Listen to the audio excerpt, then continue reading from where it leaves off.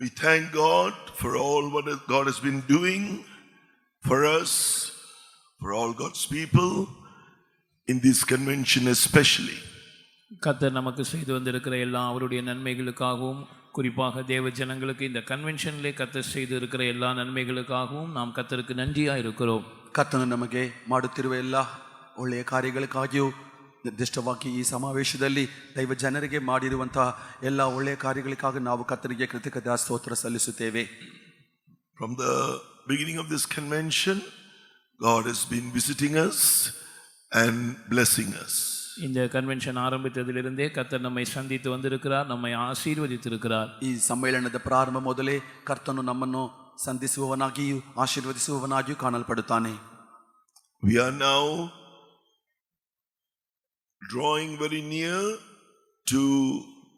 towards the coming of the Lord, that moment when Jesus is going to appear to gather his glorious church. கர்த்தராகிய இயேசு தம்முடைய மகிமையுள்ள சபையை சேர்க்க வெளிப்பட போகிறதான அந்த க்ஷணத்துக்காக, கர்த்தருடைய வருகைக்காக நாம் மிகவும் நெருங்கி வந்து கொண்டிருக்கிறோம். ಕರ್ತನು ತನ್ನ ಪ್ರಭಾವ ಭರಿತವಾದ ಸಭೆಯನ್ನು ತನ್ನೊಂದಿಗೆ ಸೇರಿಸಿಕೊಳ್ಳುವಂತಹ ಒಂದು ಕ್ಷಣ ಮಾತ್ರ ಸಮಯಕ್ಕಾಗಿ ನಾವು ಬಹು ಹತ್ತಿರವಾಗಿ ಬಂದು ಸೇರಿದ್ದೇವೆ. We have to understand we are in a critical period. நாம் ஒரு இக்கட்டான காலகட்டத்தில் இருக்கிறோம் என்பதை நாம் புரிந்து கொள்ள வேண்டும். ಒಂದು ಕಠಿಣವಾದ ಕಾಲದಲ್ಲಿ ನಾವು ಇದ್ದೇವೆ ಎಂಬುದನ್ನು ಅರ್ಥ ಮಾಡಬೇಕು. Every moment that we have must be used therefore to get ready to meet Jesus at his glorious appearing. இயேசு தம்முடைய மகிமையுள்ள வருகையில் வெளிப்படும் போது அவரை சந்திக்கும்படியாக நமக்கு கிடைக்கிறதான ஒவ்வொரு வினாடியையும் ஒவ்வொரு க்ஷணத்தையும் நாம் அதற்கு ஆயத்தப்படுத்திக் கொள்ளும்படியாக பயன்படுத்திக் கொள்வதில் நாம் கவனமாக இருக்க வேண்டும். ಯೇಸು ಸ್ವಾಮಿ ತನ್ನ ಮಹಿಮೆಯಲ್ಲಿ ಪ್ರತ್ಯಕ್ಷನಾಗುವಂತಹ ಆ ಸಮಯದಲ್ಲಿ ಆತನನ್ನು ಸಂಧಿಸುವುದಕ್ಕಾಗಿ ನಮಗೆ ಸಿಗುವಂತಹ ಪ್ರತಿ ಕ್ಷಣವನ್ನು ನಾವು ನಮ್ಮನ್ನು ಸಿದ್ಧಪಡಿಸುವುದಕ್ಕಾಗಿ ಉಪಯೋಗಿಸಿಕೊಳ್ಳಬೇಕು. Knowing that moment is drawing near very fast, the Father, the Lord God the Father, God the Son, the Lord Jesus, and God the Holy Spirit is working vehemently, mightily, relentlessly. இந்த க்ஷணம் நெருங்கி வந்து கொண்டிருக்கிறது என்பதை அறிந்தவராக பிதாவாகிய தேவனும் குமாரனாகிய தேவனாகிய கர்த்தராகிய இயேசு கிறிஸ்துவும் பரிசுத்த ஆவியானவராகிய தேவனும் மிகவும் வைராக்கியத்தோடு இடைவிடாமல் மற்றும் அயராது அவர்கள் கிரியை செய்து கொண்டிருக்கிறார்கள். ಆ ಒಂದು ಕ್ಷಣ ಮಾತ್ರ ಸಮಯವು ಬಹು ಹತ್ತಿರವಾಗಿ ಬರುವುದನ್ನು ಗ್ರಹಿಸಿಕೊಂಡಿರುವ ತಂದೆ ಮಗ ಪರಿಶುದ್ಧಾತ್ಮ ದೇವರು ಬಹಳ ಶಕ್ತಿಯುತವಾಗಿಯೂ ರೋಷಾಗ್ನಿಯೊಂದಿಗೂ ವೈರಾಗ್ಯದೊಂದಿಗೂ ಕ್ರಿಯೆ ಮಾಡುತ್ತಿದ್ದಾನೆ. For that he has been working mightily in this convention too, and may the Lord speak to us this morning too and make us ready to meet him. Let's praise God. அந்த நோக்கத்தோடு இந்த கன்வென்ஷனிலும் கர்த்தர் நம்முடைய மத்தியிலே கிரியை செய்து கொண்டிருந்தார். இந்த காலை வேளையிலும் கர்த்தர் நம்மோடு பேசி இன்னும் அதிகமாக அவருடைய வருகைக்காக நம்மை ஆயத்தப்படுத்தும்படியாக அவருடைய வார்த்தைகளுக்காய் நாம் கர்த்தரை ஸ்தோத்திரம் பண்ணுவோம். ಆ ಉದ್ದೇಶದೊಡನೆ ಕರ್ತನು ಈ ಸಮಾವೇಶದಲ್ಲಿ ಹಲವು ವಿಧಗಳಲ್ಲಿ ನಮ್ಮೊಂದಿಗೆ ಒಡನಾಡುತ್ತಿದ್ದನು. ಈ ಒಂದು ಮುಂಜಾನೆ ಸಮಯದಲ್ಲಿ ಕೂಡ ನಮ್ಮೊಂದಿಗೆ ಕರ್ತನು ಒಡನಾಡಿ ತನ್ನ ವಾಕ್ಯಗಳನ್ನು ಕಳುಹಿಸಿ ಆತನ ಆ ರಹಸ್ಯ ಬರವಣಿಗೆ ಸಿದ್ಧಪಡಿಸಲು ಬೇಕಾದ ವಾಕ್ಯಗಳನ್ನು ಕೊಡುವಂತೆ ನಾವು ಕರ್ತನಿಗೆ ಸ್ತೋತ್ರ ಮಾಡೋಣ. Hallelujah. Hallelujah. Hallelujah. Hallelujah. Hallelujah. Hallelujah. Let us turn our Bibles this morning to the book of the prophet Ezekiel, the 34th chapter. எசேக்கியேல் தீர்க்கதரிசியின் புஸ்தகம் 34ஆம் அதிகாரத்துக்கு நேராக நம்முடைய வேதத்தை இந்த காலை வேளையிலே நாம் திருப்புவோம். ನಮ್ಮ ಮುಂಜಾನೆ ಧ್ಯಾನಕ್ಕಾಗಿ ನಮ್ಮ ಸತ್ಯವೇದವನ್ನು ಹೆಚ್ಕೇಲನ ಪ್ರವಾದನೆ ಗ್ರಂಥ 34ನೇ ಅಧ್ಯಾಯಕ್ಕೆ ತಿರುಗಿಸೋಣ. And read from verse 23 up to verse 26, please. 23ஆம் வசனம். Ezekiel chapter 34, reading from verse 23 up to verse 26. எசேக்கியேல் 34ஆம் அதிகாரம் 23ஆம் வசனத்திலிருந்து 26ஆம் வசனம் முடிய நாம் தயவு செய்து வாசிக்க கேட்போம். ಹೆಚ್ಕೇಲನ ಗ್ರಂಥ 34ನೇ ಅಧ್ಯಾಯ 23ರಿಂದ 26ನೇ ವಾಕ್ಯದವರೆಗೂ ಓದೋಣ. அவர்களை மேய்க்கும்படி என் தாசனாகிய தாவீது என்னும் ஒரே மேய்ப்பனை நான் அவர்கள் மேல் விசாரிப்பாயிருக்க ஏற்படுத்துவேன். இவர் அவர்களை மேய்த்து இவரே அவர்களுக்கு மேய்ப்பனாயிருப்பார். கர்த்தராகிய நான் அவர்களுக்கு தேவனாக இருப்பேன். என் தாசனாகிய தாவீது அவர்கள் நடுவில் அதிபதியாயிருப்பார். கர்த்தராகிய நான் இதை சொன்னேன். நான் அவர்களோடு சமாதான உடன்படிக்கை செய்து துஷ்ட மிருகங்களை தேசத்தில் இராதபடிக்கு ஒழிய பண்ணுவேன். அவர்கள் சுகமாய் வனாந்திரத்தில் தாபரித்து காடுகளில் நித்திரை பண்ணுவார்கள். நான் அவர்களையும் என் மேட்டின் சுற்றுப்புறங்களையும் ஆசீர்வாதமாக்கி ஏற்ற காலத்திலே மழையை பெய்ய பண்ணுவேன். ಆಶೀರ್ವಾದಮಾನ ಮಳೆ ಪೆಯ್ಯುಂ. ನನ್ನ ಹಿಂಡನ್ನು ಕಾಯಲಿಕ್ಕೆ ಒಬ್ಬನೇ ಕುರುಬನನ್ನು ಏರ್ಪಡಿಸುವೆನು. ನನ್ನ ಸೇವಕನಾದ ದಾವೀದನೆಂಬ ಆ ಕುರುಬನು ಅದನ್ನು ಮೇಯಿಸುವನು. ಹೌದು, ಅದರ ಕುರುಬನಾಗಿ ಅದನ್ನು ಮೇಯಿಸುತ್ತಾ ಬರುವನು. ಯೆಹೋವನಾದ ನಾನು ನನ್ನ ಜನರ ದೇವರಾಗಿರುವೆನು. ನನ್ನ ಸೇವಕನಾದ ದಾವೀದನು ಅವರನ್ನಾಳುವ ಪ್ರಭುವಾಗಿರುವನು. ಯೆಹೋವನಾದ ನಾನು ಇದನ್ನು ನುಡಿದಿದ್ದೇನೆ. ನಾನು ಅವರೊಂದಿಗೆ ಸಮಾಧಾನದ ಒಡಂಬಡಿಕೆಯನ್ನು ಮಾಡಿಕೊಳ್ಳುವೆನು. ದುಷ್ಟ ಮೃಗಗಳು ದೇಶದಲ್ಲಿ ಇನ್ನಿರದಂತೆ ಮಾಡುವೆನು. ನನ್ನ ಜನರು ಕಾಡಿನಲ್ಲಿ ನಿರ್ಭಯವಾಗಿ ವಾಸಿಸುವರು, ಅರಣ್ಯದಲ್ಲಿ ಹಾಯಾಗಿ ನಿದ್ರಿಸುವರು. ನಾನು ಅವರನ್ನು ನನ್ನ ಪರ್ವತದ ಸುತ್ತಣ ಪ್ರದೇಶಗಳನ್ನು ಆಶೀರ್ವದಿಸಿ ಸುಖಪಡಿಸುವೆನು. ಕಾಲಕ್ಕೆ ಸರಿಯಾಗಿ ಮಳೆಯನ್ನು ಸುರಿಸುವೆನು. ಶುಭದಾಯಕ ವೃಷ್ಟಿಯು ಆಗುವುದು. And I will set up one shepherd over them, and he shall feed them, even my servant David. He shall feed them, and he shall be their shepherd. And I, the Lord, will be their God, and my servant David, a prince among them. I, the Lord, have spoken it, and I will make with them a covenant of peace, and will cause the evil beast to cease out of the land. And they shall dwell safely in the wilderness, and sleep in the woods. And I will make them and the places round about my hill a blessing, and I will cause the shower to come down in his season. There shall be showers of blessing. So here we read what God is speaking to the Israelites. Especially this word will have its fulfillment literally in the millennium period, the period that will follow the tribulation. After 7 years of tribulation, there will be the millennium period after the Armageddon battle.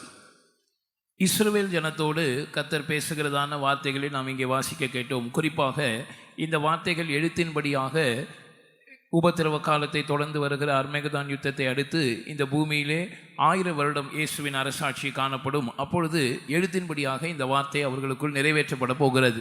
Israel ಜನರ ಸಂಗಡ ಕರ್ತನಾದ ದೇವರು ಈ ವಾಕ್ಯಗಳನ್ನು ನುಡಿಯುವುದನ್ನು ನಾವು ನೋಡುತ್ತೇವೆ. ಅಕ್ಷರೀಯ ರೀತಿಯಾಗಿ ಹೇಳಬೇಕಾದರೆ ಈ ವಾಕ್ಯಗಳು ಕರ್ತನ ರಹಸ್ಯ ಬರೋಣದ ನಂತರ 7 ವರ್ಷದ ಉಪದ್ರವ ಕಾಲದ ನಂತರ ಬರುವಂತಹ 1000 ವರ್ಷ ಆಳ್ವಿಕೆಯಲ್ಲಿ ಈ ವಾಗ್ದಾನಗಳು ಇಸ್ರಾಯೇಲ್ ಜನರಲ್ಲಿ ಅಕ್ಷರೀಯ ರೀತಿಯಾಗಿ ನೆರವೇರಲು ಹೋಗುತ್ತದೆ. Speaking about that one shepherd, speaking about his servant David, it is prophetically uttered here about the Lord Jesus. தாசனாகிய தாவீது என்னும் ஒரே மேய்ப்பன் என்று நாம் இங்கே வாசிக்கிறோமே. கர்த்தராகிய இயேசு கிறிஸ்துவை குறித்ததான ஒரு தீர்க்க தரிசனமாக இந்த பதம் ಕಾಣப்படுகிறது. ನನ್ನ ಸೇವಕನಾದ ದಾವೀದನು ಮತ್ತು ಒಬ್ಬನೇ ಕುರುಬನು ಎಂಬುದಾಗಿ ನಾವು ಇಲ್ಲಿ ಓದುತ್ತೇವಲ್ಲವೇ, ಅದು ಕರ್ತನಾದ ಯೇಸು ಕ್ರಿಸ್ತನನ್ನು ಒಂದು ಪ್ರವಾದನೆಯ ರೀತಿಯಾಗಿ ಹೇಳುವಂತಹ ವಾಕ್ಯಗಳಾಗಿವೆ. At that time Jesus will come down to this earth and will reign on this earth with his resurrected saints and with also some who have been saved. He will be on this earth. He'll be reign. It's called the kingdom. The millennium is called the kingdom of Christ and the saints. அந்த 1000 வருட அரசாட்சியின் போது கர்த்தராகிய இயேசு இந்த பூமிக்கு இறங்கி வந்து உயிர்த்தெழுந்த பரிசுத்தவான்களோடு கூட அதோடு சில ரட்சிக்கப்பட்ட ஜனங்களோடும் இருந்து இந்த பூமியிலே 1000 வருடம் அரசாட்சி செய்வார்.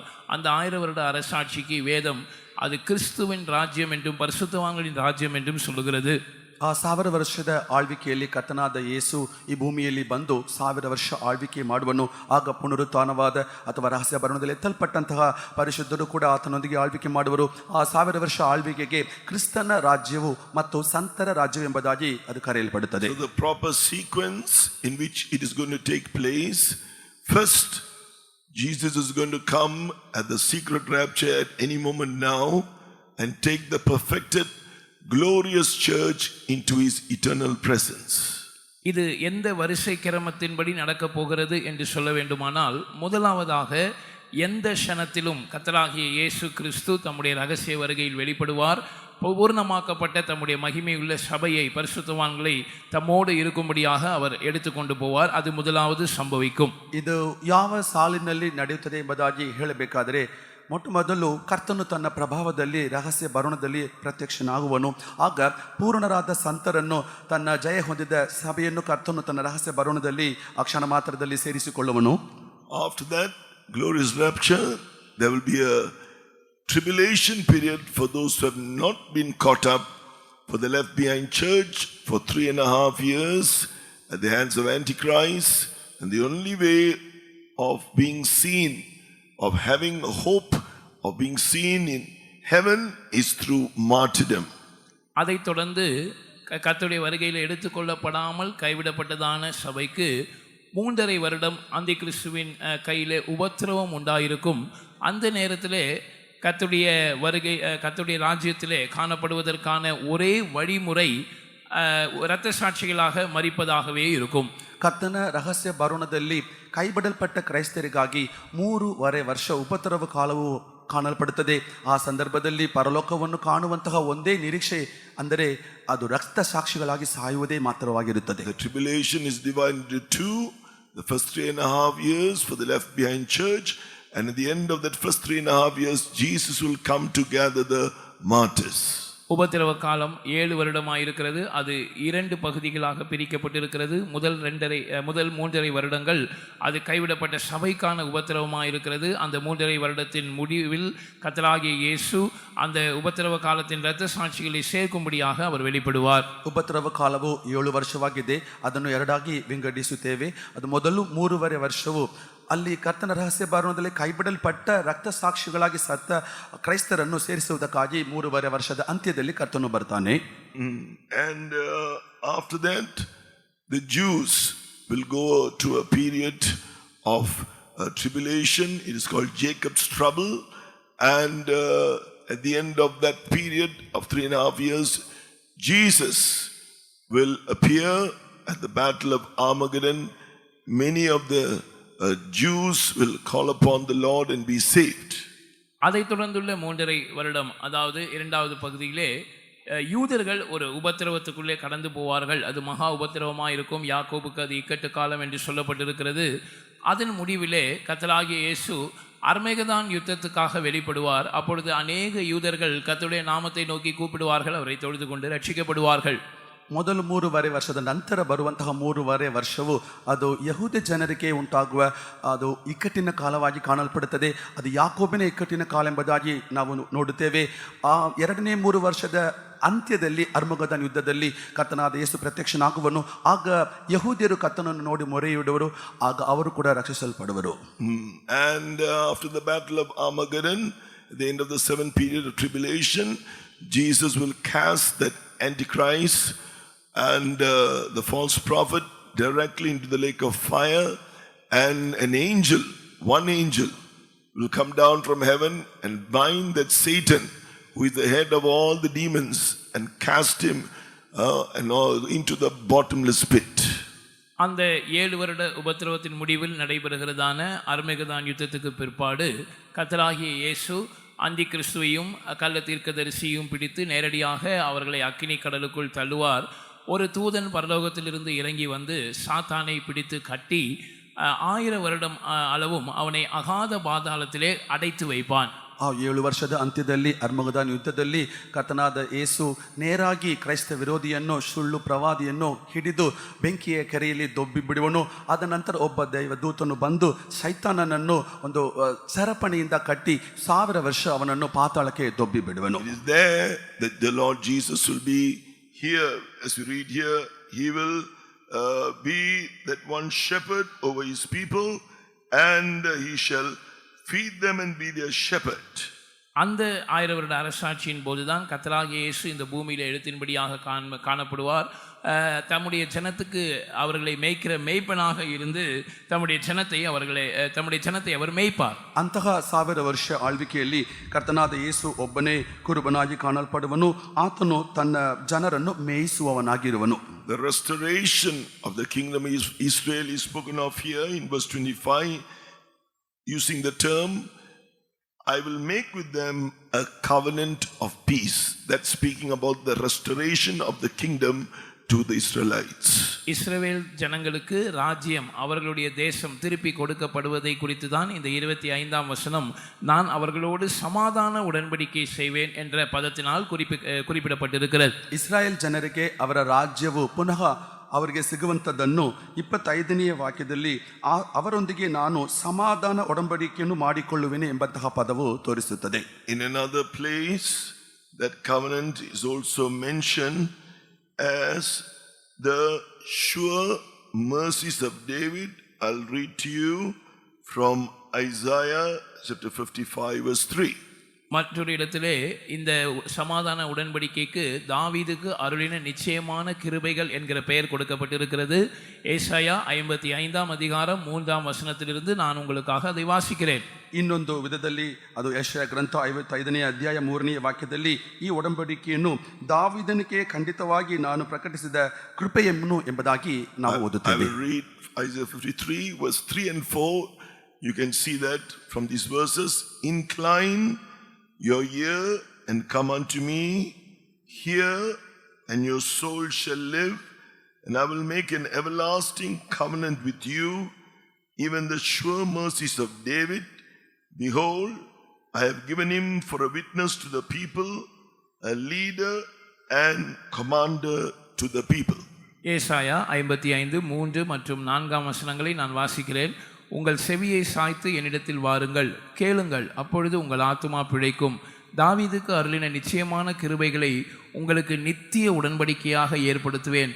இதோ அவரை ஜனக்கூட்டங்களுக்கு சாட்சியாகவும் ஜனங்களுக்கு தலைவராகவும் அதிபதியாகவும் ஏற்படுத்தினேன். ಐಶಾಯ ಗ್ರಂಥ 55ನೇ ಅಧ್ಯಾಯ 3-4 ವಾಕ್ಯಗಳಲ್ಲಿ ಹೀಗೆ ನಾವು ಓದುತ್ತೇವೆ. ಕಿವಿ ಕೊಡಿರಿ, ತಿರುಗಿಸಿರಿ, ನನ್ನ ಬಳಿಗೆ ಬನ್ನಿರಿ, ಆಲಿಸಿರಿ, ನನ್ನ ಮಾತನ್ನು ಕೇಳಿರಿ.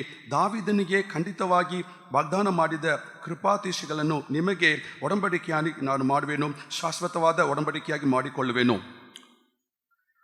For us, the church, who have repented of our sins and accepted Jesus Christ as our Lord and Savior, who have been baptized in water by immersion in the name of the Father, Son and Holy Spirit, at the hand of a Spirit baptized minister, and who have received the Holy Spirit with the evidence of speaking in tongues. நம்மை பொறுத்த மட்டில், அதாவது தேவ சபையாகிய நம்மை பொறுத்த மட்டில் நம்முடைய பாவங்களுக்காக மனஸ்தாபப்பட்டு கர்த்தராகிய இயேசுவை நம்முடைய இரட்சகராகவும் சொந்த இரட்சகராகவும் கர்த்தராகவும் ஏற்றுக்கொண்டவர்கள் மாத்திரமல்ல, பிதா குமாரன் பரிசுத்தாவின் நாமத்தினாலே அபிஷேகம் பண்ணப்பட்டதான தேவ ஊழியர்கள் கையிலே முழுக்கு ஞானஸ்நானம் பெற்றுக்கொண்டவர்கள், பரிசுத்த ஆவியின் அபிஷேகத்தை அந்நிய பாஷை அடையாளத்தோடு பெற்றுக்கொண்டவர்கள். ನಮ್ಮ ವಿಷಯದಲ್ಲಿ ಹೇಳಬೇಕಾದರೆ ನಮ್ಮ ಪಾಪಗಳನ್ನು ಕುರಿತಾದ ಪಶ್ಚಾತ್ತಾಪವನ್ನು ಹೊಂದಿ ಮಾನಸಾಂತರ ಹೊಂದಿ ಪಾಪಗಳನ್ನು ಅರಿಕೆ ಮಾಡಿ ಕರ್ತನಾದ ಯೇಸು ಕ್ರಿಸ್ತನನ್ನು ಸ್ವಂತ ರಕ್ಷಕರಾಗಿ ಸ್ವೀಕರಿಸಿಕೊಂಡು ಅದ ನಂತರ ತಂದೆ ಮಗ ಪವಿತ್ರಾತ್ಮನ ನಾಮದಲ್ಲಿ ಮುಳುಗಿನ ದೇಶಸ್ಥಾನ ಪರಿಶುದ್ಧಾತ್ಮನ ಅಭಿಷೇಕ ಹೊಂದಿದ ಸಂತರ ಹಸ್ತಗಳ ಮೂಲಕವಾಗಿ ಮುಳುಗಿನ ದೇಶಸ್ಥಾನ ಪಡೆದುಕೊಂಡವರು, ಅದ ನಂತರ ಅನ್ಯ ಭಾಷೆ ಗುರುತುಗಳೊಂದಿಗೆ ಪರಿಶುದ್ಧಾತ್ಮನ ಅಭಿಷೇಕವನ್ನು ಹೊಂದಿಕೊಂಡಿರುವವರು. Through these experiences, we are called the spiritual Israelites. இந்த அனுபவங்களின் மூலமாக நாம் ஆவிக்குரிய இஸ்ரவேலர் என்று அறியப்படுகிறோம். ಈ ಅನುಭವಗಳ ಮೂಲಕವಾಗಿ ನಾವು ಆತ್ಮೀಯ ಇಸ್ರಾಯೇಲರು ಎಂಬುದಾಗಿ ಕರೆಯಲ್ಪಡುತ್ತೇವೆ. This same covenant is mentioned, the sure mercies of David is mentioned in Acts of the Apostles chapter 13 verses 32 to 34.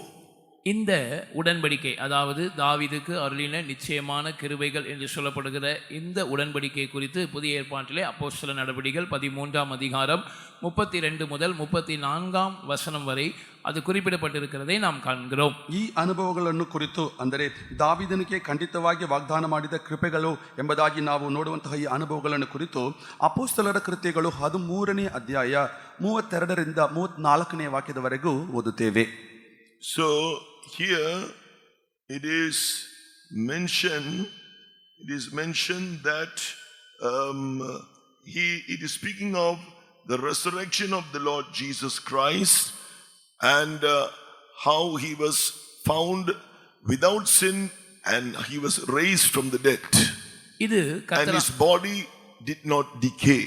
கர்த்தராகிய இயேசு கிறிஸ்துவின் உயிர்த்தெழுதலை குறித்து பேசுகிறது. எப்படி அவர் பாவம் இல்லாதவராக காணப்பட்டார், மரித்தோரிலிருந்து அவர் உயிரோடு எழுப்பப்பட்டார், அவருடைய சரீரம் அழிவை காணவில்லை என்று அவருடைய உயிர்த்தெழுதலை பற்றி தாவீது அருளின நிச்சயமான கிருபைகளை என்று சொல்லப்பட்டிருக்கிறது. ಕರ್ತನಾದ ಯೇಸು ಕ್ರಿಸ್ತನ ಪುನರುತ್ಥಾನವನ್ನು ಕುರಿತು ಇದು ಸೂಚಿಸುತ್ತದೆ. ಹೇಗೆ ಆತನು ಮರಣವನ್ನು ಜಯಿಸಿ ಆತನ ಶರೀರವನ್ನು ನಿರ್ಲಯವಾಗಿ ಅದು ಮರಣದಿಂದ ಎದ್ದು ಬಂದಿತು ಎಂಬಂತಹ ಅಂಶವನ್ನು ಕುರಿತು ದಾವೀದನಿಗೆ ಖಂಡಿತವಾಗಿ ತೋರಿಸಿದಂತ ವಾಗ್ದಾನ ಮಾಡಿದ ಕೃಪೆ ಎಂಬುದಾಗಿ ನೋಡುತ್ತೇವೆ. So it is mentioned here, speaking of our hope of resurrection and also that hope of transformation at the rapture. இது நமக்கு கொடுக்கப்பட்டிருக்கிறதான உயிர்த்தெழுதலின் நம்பிக்கையையும் கர்த்தருடைய ரகசிய வருகையிலே நாம் எடுத்துக்கொள்ளப்படுவோம் என்கிறதான அந்த நம்பிக்கையும் குறித்தும் கூட பேசுகிறது. ಇದು ನಮಗೆ ಕೊಡಲ್ಪಟ್ಟಿರುವಂತಹ ಪುನರುತ್ಥಾನದ ನಿರೀಕ್ಷೆಯನ್ನು, ಕರ್ತನ ರಹಸ್ಯ ಬರೋಣದಲ್ಲಿ ನಾವು ಸಹ ಎತ್ತಲ್ಪಡುವೆವು ಎಂಬಂತಹ ನಿರೀಕ್ಷೆಯನ್ನು ಸಹ ತೋರಿಸುತ್ತದೆ. And how will we come to that place where this will take place? இது நம்முடைய வாழ்க்கையிலே சம்பவிக்கக்கூடியதான அந்த இடத்துக்கு, அந்த நிலவரத்துக்கு நாம் எப்படி கொண்டு வரப்படுகிறோம்? ಇಂತಹ ಕಾರ್ಯವು ನಮ್ಮ ಜೀವಿತದಲ್ಲಿ ನಡೆಯುವುದಕ್ಕಾಗಿ ಯಾವ ರೀತಿಯಾಗಿ ನಾವು ಆ ಸ್ಥಳಕ್ಕೆ ತರಲ್ಪಡುತ್ತೇವೆ? Through the ministry of reconciliation will God do this work and bring us to that place to experience this hope of resurrection and transformation at the rapture. கர்த்தருடைய ரகசிய வருகையிலே உயிரோடு எழுப்பப்பட்டு மறுரூபமாக்கப்படுகிறதான இந்த நம்பிக்கையை நாம் மெய்யாக நம்முடைய ஜீவியத்தில் அனுபவிக்கும்படியாக இந்த ஒப்புரவாகுதலின் ஊழியத்தின் மூலமாக கர்த்தர் நம்மை அந்த இடத்துக்கு கொண்டு வருகிறார். ಕರ್ತನ ರಹಸ್ಯ ಬರೋಣದಲ್ಲಿ ಎತ್ತಲ್ಪಡುವ ಅಥವಾ ಪುನರುತ್ಥಾನವಾಗುವ ಈ ಅನುಭವವು ನಮ್ಮ ಜೀವಿತದಲ್ಲಿ ಉಂಟಾಗುವುದನ್ನು ಸಂಧಾನದ ಸೇವೆಯ ಮೂಲಕವಾಗಿ ಕರ್ತನು ಆ ಒಂದು ಸ್ಥಳಕ್ಕೆ ನಮ್ಮನ್ನು ತರುತ್ತಾನೆ. Speaking about this covenant of peace, when you read Malachi chapter 2 verse 4 and 5, it is speaking about the ministry of the New Testament. இந்த சமாதான உடன்படிக்கையை பற்றி நாம் பேச வேண்டுமானால் மல்கியா 2ஆம் அதிகாரம் 4, 5 ஆகிய வசனங்களில் இது புதிய ஏற்பாட்டின் ஊழியத்துக்கு ஒப்பனையாக சொல்லப்பட்டிருப்பதை நாம் அந்த வசனங்களில் வாசிக்கிறோம். ಈ ಸಮಾಧಾನದ ಒಡಂಬಡಿಕೆಯನ್ನು ಕುರಿತು ನಾವು ಧ್ಯಾನಿಸುವಾಗ ಮಲಾಕಿ 2ನೇ ಅಧ್ಯಾಯ 4, 5 ವಾಕ್ಯಗಳಲ್ಲಿ ಅದು ಹೊಸ ಒಡಂಬಡಿಕೆಯ ಸೇವೆಯನ್ನು ಕುರಿತು ತೋರಿಸುವುದಾಗಿದೆ.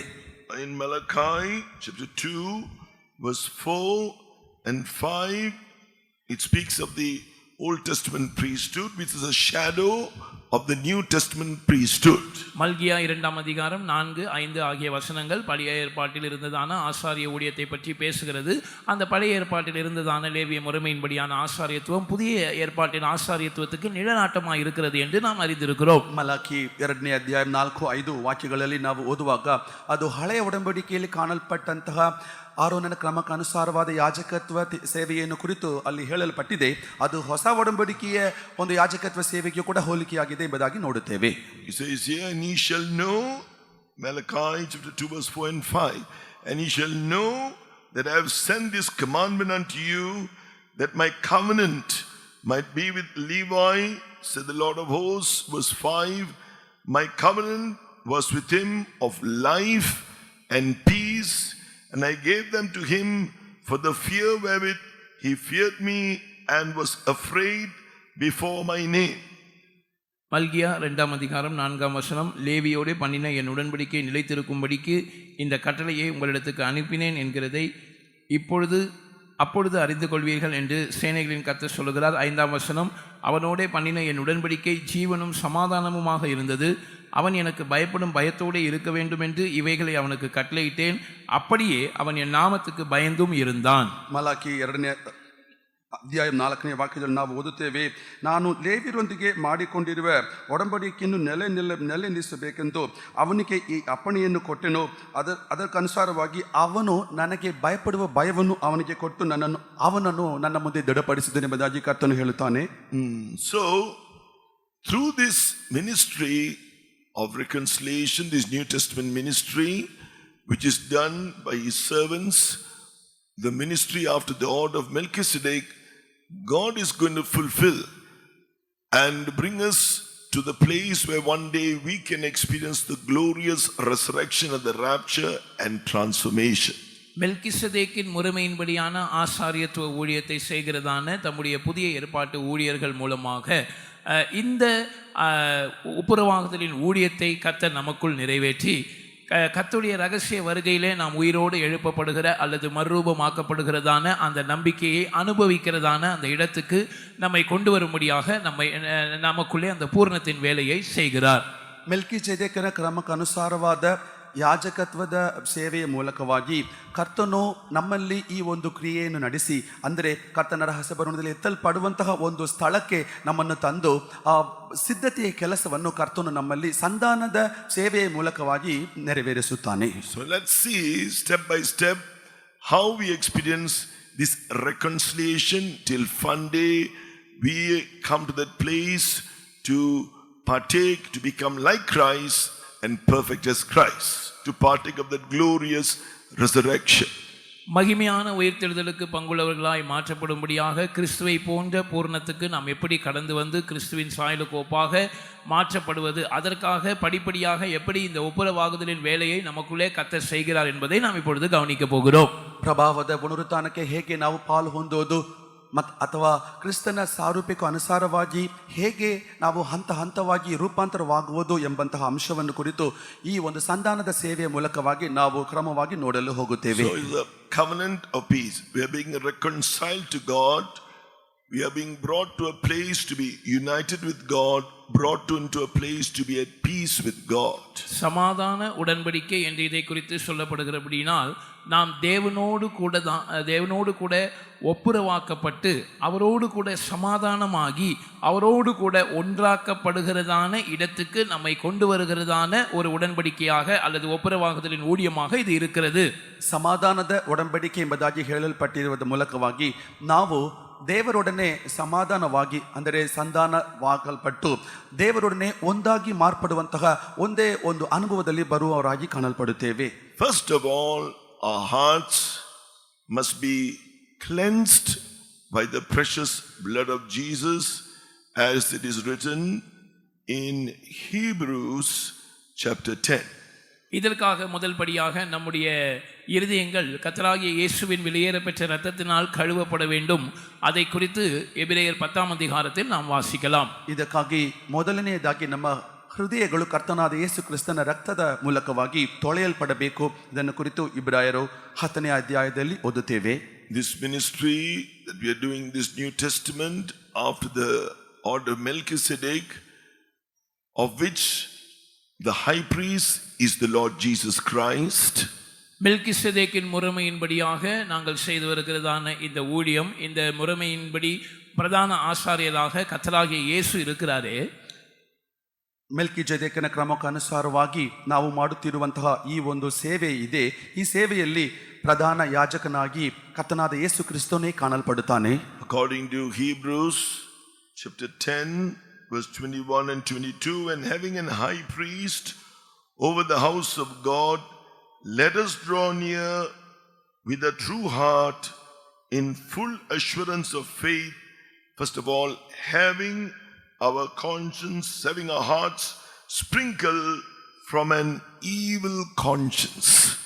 எபிரேயர் 10ஆம் அதிகாரம் 21, 22 ஆகிய வசனங்களில் நாம் வாசிக்கும் போது, தேவனுடைய வீட்டின் மேல் அதிகாரியான மகா ஆசாரியர் நமக்கு ஒருவர் இருக்கிறபடியினாலும் துர்மனசாட்சி நீங்க தெளிக்கப்பட்ட இருதயம் உள்ளவர்களாகவும் சுத்த ஜலத்தால் முதலாவதாக துர்மனசாட்சி நீங்க தெளிக்கப்பட்ட இருதயம் உள்ளவர்களாக என்று நாம் வாசிக்கிறோம். ಇಬ್ರಾಯರು 10ನೇ ಅಧ್ಯಾಯ 21, 22ನೇ ವಾಕ್ಯಗಳಲ್ಲಿ ದೇವರ ಮನೆಯ ಮೇಲೆ ಅಧಿಕಾರಿಯಾಗಿ ಮಹಾಯಾಜಕನಾಗಿ ಕರ್ತನಾದ ಯೇಸು ಇರುವುದರಿಂದ ನಾವು ಮನಸಾಕ್ಷಿ ಪ್ರೋಕ್ಷಿಸಲ್ಪಟ್ಟ ಮನಸಾಕ್ಷಿ ಉಳ್ಳವರಾಗಿ ಎಂಬುದಾಗಿ ಮೊದಲನೇ ಅಂಶವನ್ನು ನೋಡುತ್ತೇವೆ.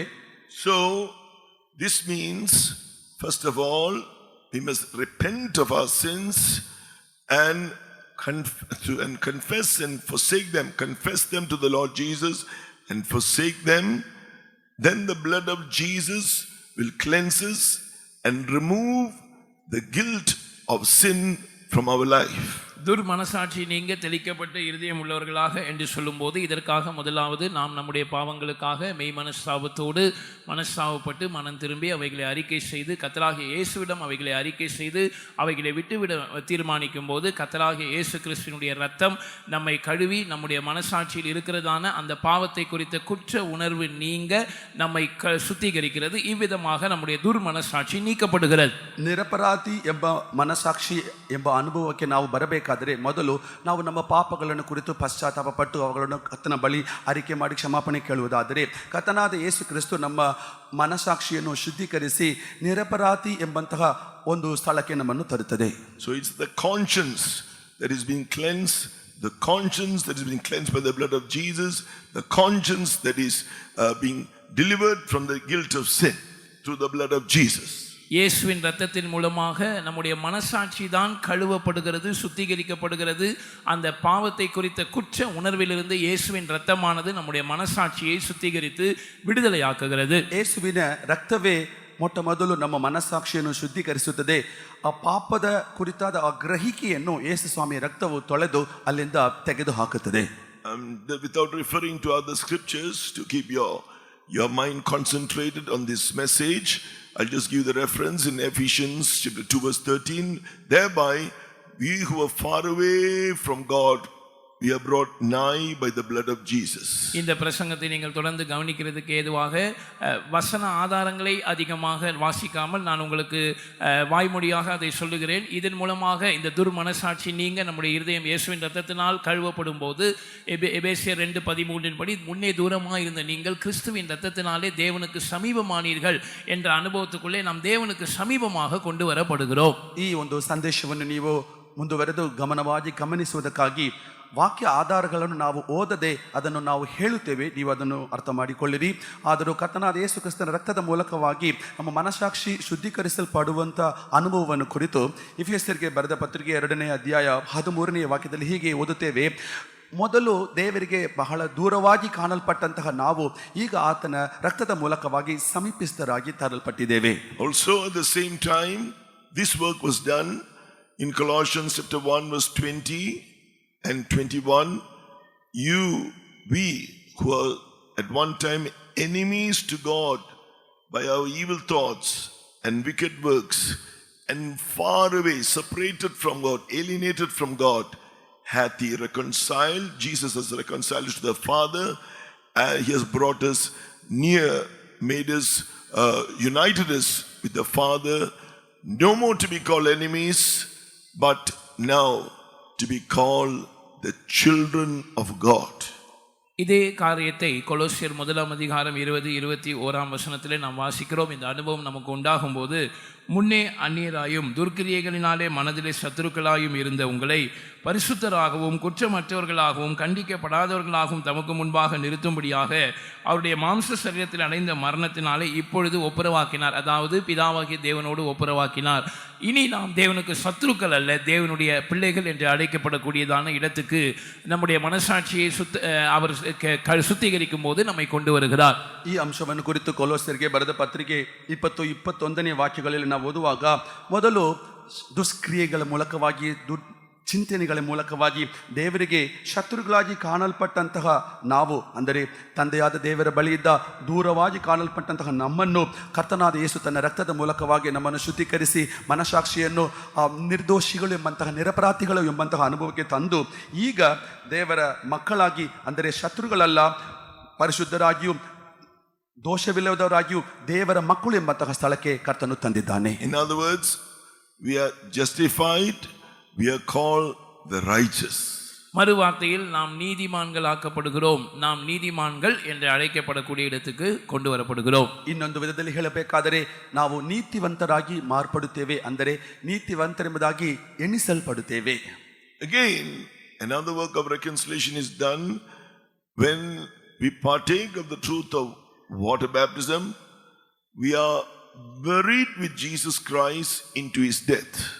அடுத்ததாக கிறிஸ்துவின் மரணத்துக்கு பங்குள்ளவர்களாக ஞானஸ்நானத்தில் நாம் மாற்றப்படும் போது, அவருடைய மரணத்துக்குள்ளாக நாம் அடக்கம் பண்ணப்படும் போது, இந்த ஒப்புரவாகுதலின் அடுத்த கட்டம் நமக்குள் நிறைவேற்றப்படுகிறது. ಆದ ನಂತರವಾಗಿ ಕ್ರಿಸ್ತನ ಮರಣಕ್ಕೆ ಸಾದೃಶ್ಯವಾದ ದೀಕ್ಷಾಸ್ನಾನದೊಂದಿಗೆ ನಾವು ಕ್ರಿಸ್ತನ ಮರಣಕ್ಕೆ ಸಾದೃಶ್ಯನಾಗುವಾಗ ಈ ಸಂಧಾನದ ಸೇವೆಯ ಎರಡನೆಯ ಅಂಶವು ನಮ್ಮಲ್ಲಿ ನೆರವೇರುತ್ತದೆ. We are counted righteous. At this experience of the truth, we are reconciled to God, because in the truth of baptism, He is delivering us from the disobedient nature of sin. He is giving us, making us partakers of His obedient nature, thereby making us the righteous. இந்த தண்ணீர் ஞானஸ்நான சத்தியம் கிறிஸ்துவின் கீழ்ப்படிதலோடு நம்மை இணைத்து நம்முடைய கீழ்ப்படியாமையின் ஜென்ம சுபாவத்திலிருந்து நம்மை விடுதலையாக்குகிறபடினால், இந்த ஒப்புரவாகுதலின் வேலை நமக்குள் நடைபெறும் போது நாம் இந்த தண்ணீர் ஞானஸ்நான சத்தியத்தின் மூலமாக நீதிமான்கள் ஆக்கப்படுகிறோம். ಈ ಮುಳುಗಿನ ದೀಕ್ಷಾಸ್ನಾನ ಸತ್ಯವು ನಮ್ಮನ್ನು ನೀತಿವಂತರೆಂಬುದಾಗಿ ನಿರ್ಣಯಿಸುವುದರ ಮೂಲಕವಾಗಿ ನಮ್ಮ ಅವಿಧೇಯತೆಯ ಸ್ವಭಾವದಿಂದ ನಾವು ಬಿಡುಗಡೆಯಾಗಿ ಕ್ರಿಸ್ತನ ವಿಧೇಯತೆ ಎಂಬಂತಹ ಸ್ವಭಾವದ ಮೂಲಕವಾಗಿ ಈ ಸಂಧಾನದ ಸೇವೆ ಮೂಲಕವಾಗಿ ನಾವು ದೇವರ ಹತ್ತಿರ ತರಲ್ಪಡುತ್ತೇವೆ. That's why it's written, as many have been baptized into Christ have put on Christ, according to Galatians chapter 3 verse 27. We have put on that obedience of Christ, that obedient nature of Christ in the place of that old disobedient nature. எனவே தான் கலாத்தியர் 3:27 கிறிஸ்து இயேசுவுக்குள்ளாக ஞானஸ்நானம் பெற்றவர்கள் எத்தனை பேர்களோ அத்தனை பேர்களும் கர்த்தராகிய இயேசுவை தரித்து கொண்டீர்களே என்று சொல்லப்பட்டிருக்கிறது. கர்த்தராகிய இயேசுவை நாம் ஞானஸ்நானத்தில் தரித்து கொண்டோம் என்று சொல்லும்போது, நம்முடைய பழைய மனுஷனுடைய அந்த கீழ்ப்படியாமையின் ஜென்ம சுபாவத்துக்கு பதிலாக கிறிஸ்துவின் கீழ்ப்படிதலை, அந்த கீழ்ப்படிதலின் சுபாவத்தை நாம் தரித்து கொண்டோம். ಇದನ್ನು ಕುರಿತೇ ಗಲಾತ್ಯರಿಗೆ ಬರೆದ ಪತ್ರಿಕೆ 3ನೇ ಅಧ್ಯಾಯ 27ನೇ ವಾಕ್ಯದಲ್ಲಿ ಹೀಗೆ ಓದುತ್ತೇವೆ, ಕ್ರಿಸ್ತ ಯೇಸುವಿನಲ್ಲಿ ಮುಳುಗಿನ ದೀಕ್ಷಾಸ್ನಾನ ತೆಗೆದುಕೊಂಡವರು ಎಲ್ಲರೂ ಕ್ರಿಸ್ತ ಯೇಸುವಿನನ್ನು ಧರಿಸಿಕೊಂಡಿದ್ದಾರೆ ಎಂಬುದಾಗಿ ಓದುತ್ತೇವೆ. ಅದರ ಅರ್ಥವೇನೆಂದರೆ, ನಮ್ಮ ಹಳೆಯ ಅವಿಧೇಯತೆಯ ಸ್ವಭಾವವನ್ನು ತೆಗೆದುಹಾಕಿ ಕ್ರಿಸ್ತ ಯೇಸುವಿನ ವಿಧೇಯತೆಯ ಸ್ವಭಾವವನ್ನು ನಾವು ಧರಿಸಿಕೊಳ್ಳುವವರಾಗಿ ಮಾರ್ಪಡುತ್ತೇವೆ. We are called sons of God by faith at the truth of water baptism, according to Galatians chapter 3 verse 26. Why are we called sons of God by faith? தண்ணீர் ஞானஸ்நான சத்தியத்தின் மூலமாக விசுவாசத்தினாலே நாம் தேவபுத்திரர் ஆக மாற்றப்படுகிறோம் அல்லது அழைக்கப்படுகிறோம் என்று கலாத்தியர் 3:26 சொல்லுகிறது. ஒரு பக்கத்தில் நாம் விசுவாசத்தினாலே தேவபுத்திரர் என்று அழைக்கப்படுகிறோம். ಮುಳುಗಿನ ದೀಕ್ಷಾಸ್ನಾನದ ಸತ್ಯದ ಮೂಲಕವಾಗಿ ನಾವು ನಂಬಿಕೆಯ ಮೂಲಕವಾಗಿ ದೇವರ ಪುತ್ರರೆಂಬುದಾಗಿ ಕರೆಯಲ್ಪಡುತ್ತೇವೆ. ಗಲಾತ್ಯರಿಗೆ ಬರೆದ ಪತ್ರಿಕೆ 3:26ನೇ ವಾಕ್ಯದಲ್ಲಿ ನಾವು ದೇವಪುತ್ರರಾಗಿದ್ದೇವೆ ಎಂಬುದಾಗಿ ಓದುತ್ತೇವೆ. Just as when we are buried in baptism into His death, just as a body is buried, it loses its identity and it becomes one with that soil. So all distinctions, national distinctions, caste distinctions, social distinctions, gender distinctions, all that is removed in water baptism. That is why we are called sons of God by faith. According to Galatians chapter 3 verse 28, there is neither Jew nor Greek, there is neither bond nor free, there is neither male nor female, for ye are all one in Christ Jesus. எப்படி ஒரு சரீரம் மரித்து அடக்கம் பண்ணப்படும் போது அது தனக்கு இருந்த அடையாளத்தை இழந்து அந்த மண்ணோடு அது ஒன்றாக்கப்படுகிறதோ, அதே போல தண்ணீர் ஞானஸ்நானத்தில் கிறிஸ்துவின் மரணத்துக்குள்ளாக நாம் அடக்கம் பண்ணப்படும் போது நமக்கு இருந்ததான எல்லா வித்தியாசங்களையும் இழந்து கிறிஸ்துவுக்குள் நாம் ஒன்றாக்கப்படுகிறோம்.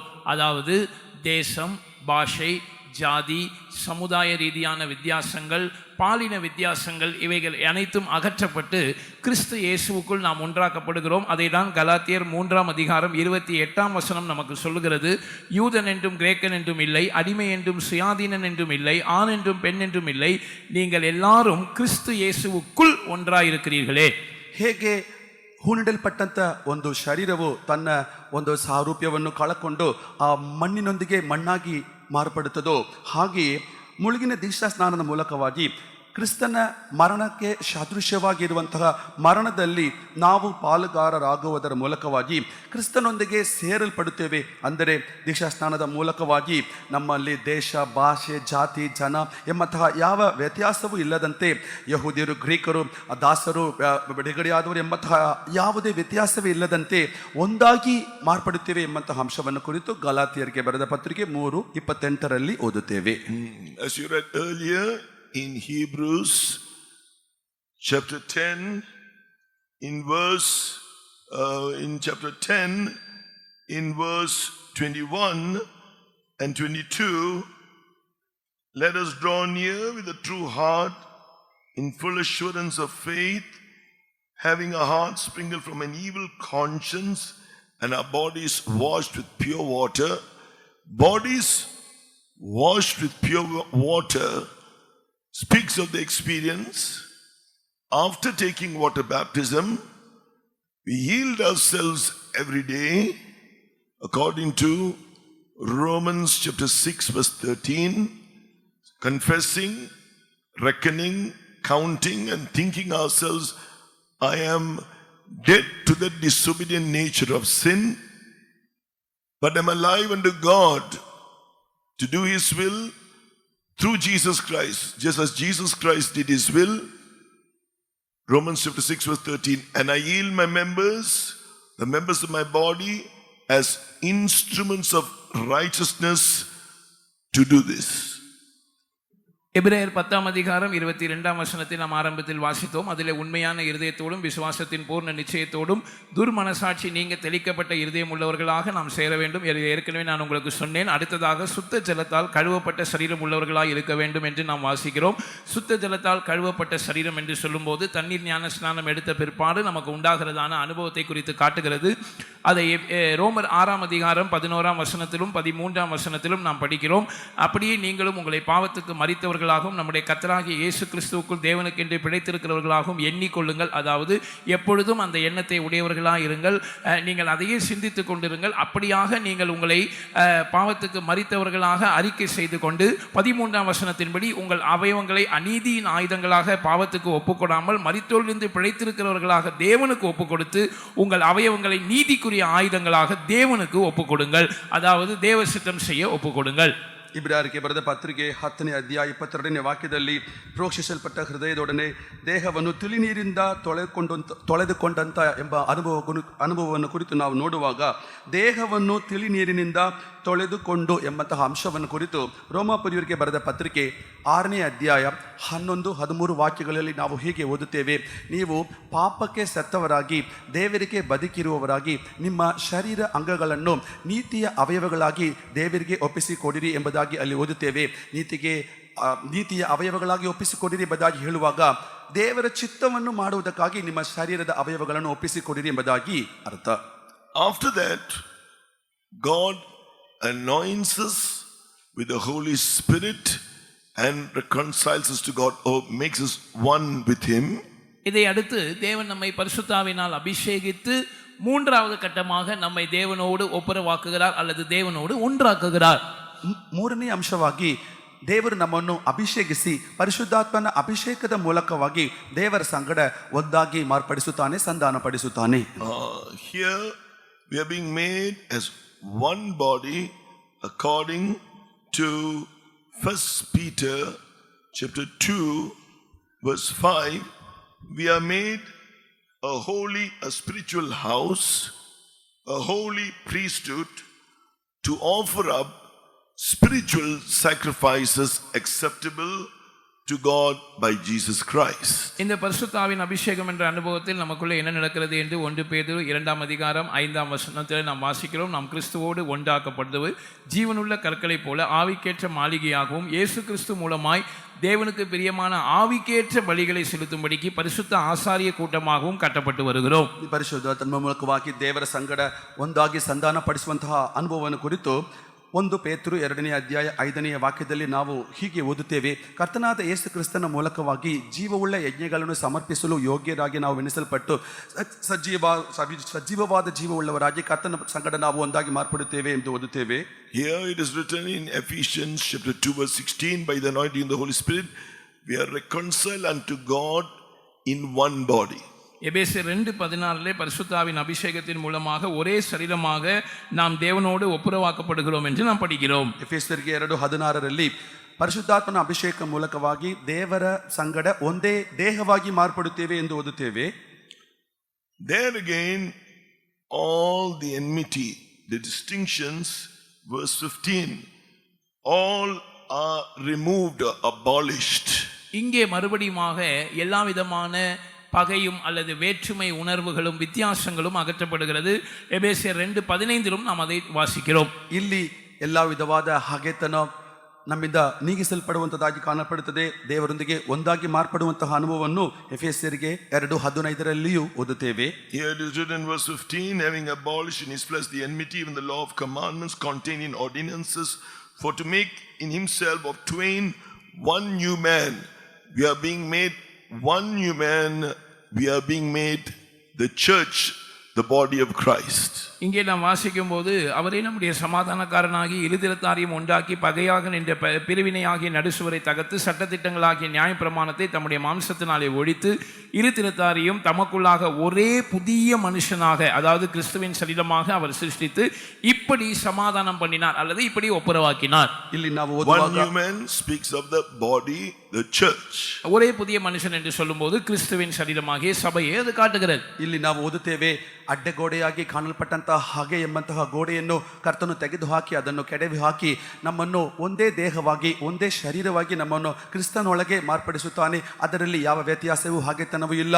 ಒಂದೇ ದೇಹ ಎಂಬುದಾಗಿ ಹೇಳುವಾಗ ಅದು ಕರ್ತನು ಒಂದೇ ಸಭೆಯಾಗಿ ಕಾಣಲ್ಪಡುತ್ತದೆ. By the baptism of the Holy Spirit also here all religious, national, social, caste and other such distinctions are removed. According to 1 Corinthians chapter 12, not only we are being reconciled to God, we are also being united one with another as one body. 1 Corinthians chapter 12 verse 13, for by one Spirit are we all baptized into one body, whether we be Jews or Gentiles, whether we be bond or free, and have been all made to drink into one spirit. 1 கொரிந்தியர் 12:13 நாம் யூதராயினும் கிரேக்கராயினும் அடிமைகளாயினும் சுயாதீனராயினும் எல்லாரும் ஒரே ஆவியினாலே ஒரே சரீரத்துக்குள்ளாக ஞானஸ்நானம் பண்ணப்பட்டு எல்லாரும் ஒரே ஆவிக்குள்ளாகவே தாகம் தீர்க்கப்பட்டோம் என்று வாசிக்கிறோம். பரிசுத்த ஆவியின் அபிஷேகத்தின் மூலமாக நாம் தேவனோடு ஒன்றாக்கப்படுவது மாத்திரமல்ல, ஒருவரோடொருவர் ஒரே சரீரமாக ஒன்றாக்கப்படுகிறோம். இங்கே திரும்பவுமாக எல்லா விதமான வேற்றுமை உணர்வுகள் வித்தியாசங்களும் அகற்றப்படுகிறது. அதாவது சமுதாய ரீதியான வித்தியாசங்கள், தேசம், பாஷை, ஜாதி ரீதியான வித்தியாசங்கள் போன்ற வித்தியாசங்கள் அகற்றப்படுகிறது. 1 ಕೊರಿಂಥ್ಯ 12ನೇ ಅಧ್ಯಾಯ 13ನೇ ವಾಕ್ಯದಲ್ಲಿ ಹೀಗೆ ನಾವು ಓದುತ್ತೇವೆ, ನಾವು ದಾಸರೆಂಬುದಾಗಿ, ಯಹೂದ್ಯರೆಂಬುದಾಗಿ, ಗ್ರೇಕರೆಂಬುದಾಗಿ, ಧನಿ ಎಂಬುದಾಗಿ ಅಲ್ಲ, ಪರಿಶುದ್ಧಾತ್ಮನ ಮೂಲಕವಾಗಿ ಒಂದೇ ದೇಹವಾಗಿ ಮಾರ್ಪಡುತ್ತೇವೆ ಎಂಬುದಾಗಿ ಓದುತ್ತೇವೆ. ಅದು ಕರ್ತನಾದ ದೇವರೊಂದಿಗೆ ಮಾತ್ರ ಒಂದೇ ದೇಹವಾಗಿ ಅಲ್ಲ, ಒಬ್ಬರಿಗೊಬ್ಬರು ಕೂಡ ಒಂದೇ ದೇಹವಾಗಿ ನಾವು ಮಾರ್ಪಡುತ್ತೇವೆ. ಅದರ ಮೂಲಕವಾಗಿ ಯಾವುದೇ ವ್ಯತ್ಯಾಸ, ಹಗೆತನ, ಜಾತಿ, ಜನ, ದೇಶ, ಭಾಷೆ ಎಂಬಂತಹ ಯಾವುದೇ ವ್ಯತ್ಯಾಸ ಇಲ್ಲದಂತಹ ಒಂದೇ ದೇಹವಾಗಿ ಮಾರ್ಪಡುತ್ತೇವೆ. Thereafter, according to Ephesians 2 verse 18, we have access by the Holy Spirit, by one Spirit, to draw near unto the Father. பரிசுத்தாவின் அபிஷேகத்தை பெற்ற பிற்பாடு அந்த ஆவியானவர் மூலமாக எபேசியர் 2:18 நாம் வாசிக்கிறது போல ஒரே ஆவியினாலே, பரிசுத்த ஆவியினாலே பிதாவினிடத்தில் சேரும் ஸ்லாக்கியத்தை அவர் மூலமாய் நாம் பெற்றுக்கொள்கிறோம். ಪರಿಶುದ್ಧಾತ್ಮನ ಅಭಿಷೇಕವನ್ನು ಹೊಂದಿಕೊಂಡ ಮೂಲಕ ಅದ ನಂತರವಾಗಿ ಆ ಆತ್ಮನ ಮೂಲಕವಾಗಿ ತಂದೆಯಾದ ದೇವರ ಸಂಗಡ ನೇರಾಗಿ ಸಂಪರ್ಕಿಸುವಂತಹ ಅನುಭವವನ್ನು ನಾವು ಹೊಂದಿಕೊಳ್ಳುತ್ತೇವೆ. ಇದನ್ನು ಎಫೆಸ 2:18 ಓದುತ್ತೇವೆ. Through the Holy Spirit we have boldness to go before the throne of grace. Hebrews chapter 4 verse 16. எபிரேயர் 4:16 அடிப்படையிலே பரிசுத்த ஆவியானவர் மூலமாக நாம் கிருபாசனத்தை தைரியமாய் சேரக்கூடியதான அந்த தைரியத்தை பெற்றிருக்கிறோம். ಇಬ್ರಾಯರು 4:16 ವಾಕ್ಯಕ್ಕೆ ಅನುಸಾರವಾಗಿ ಪರಿಶುದ್ಧಾತ್ಮನ ಅಭಿಷೇಕದ ಮೂಲಕವಾಗಿ ನಾವು ನೇರಾಗಿ ದೇವರ ಕಡೆಗೆ, ತಂದೆಯಾದ ದೇವರ ಕಡೆಗೆ ಹೋಗುವಂತಹ ಒಂದು ಭಾಗ್ಯವನ್ನು ಹೊಂದಿಕೊಳ್ಳುತ್ತೇವೆ. ಕೃಪಾಸನದ ಬಳಿ ಧೈರ್ಯವಾಗಿ ಹೋಗುವಂತಹ ಅನುಭವವು ದೊರಕುತ್ತದೆ. By the same anointing of the Holy Spirit, we have the true fellowship with the Father and Son. 1 John chapter 1 verse 3.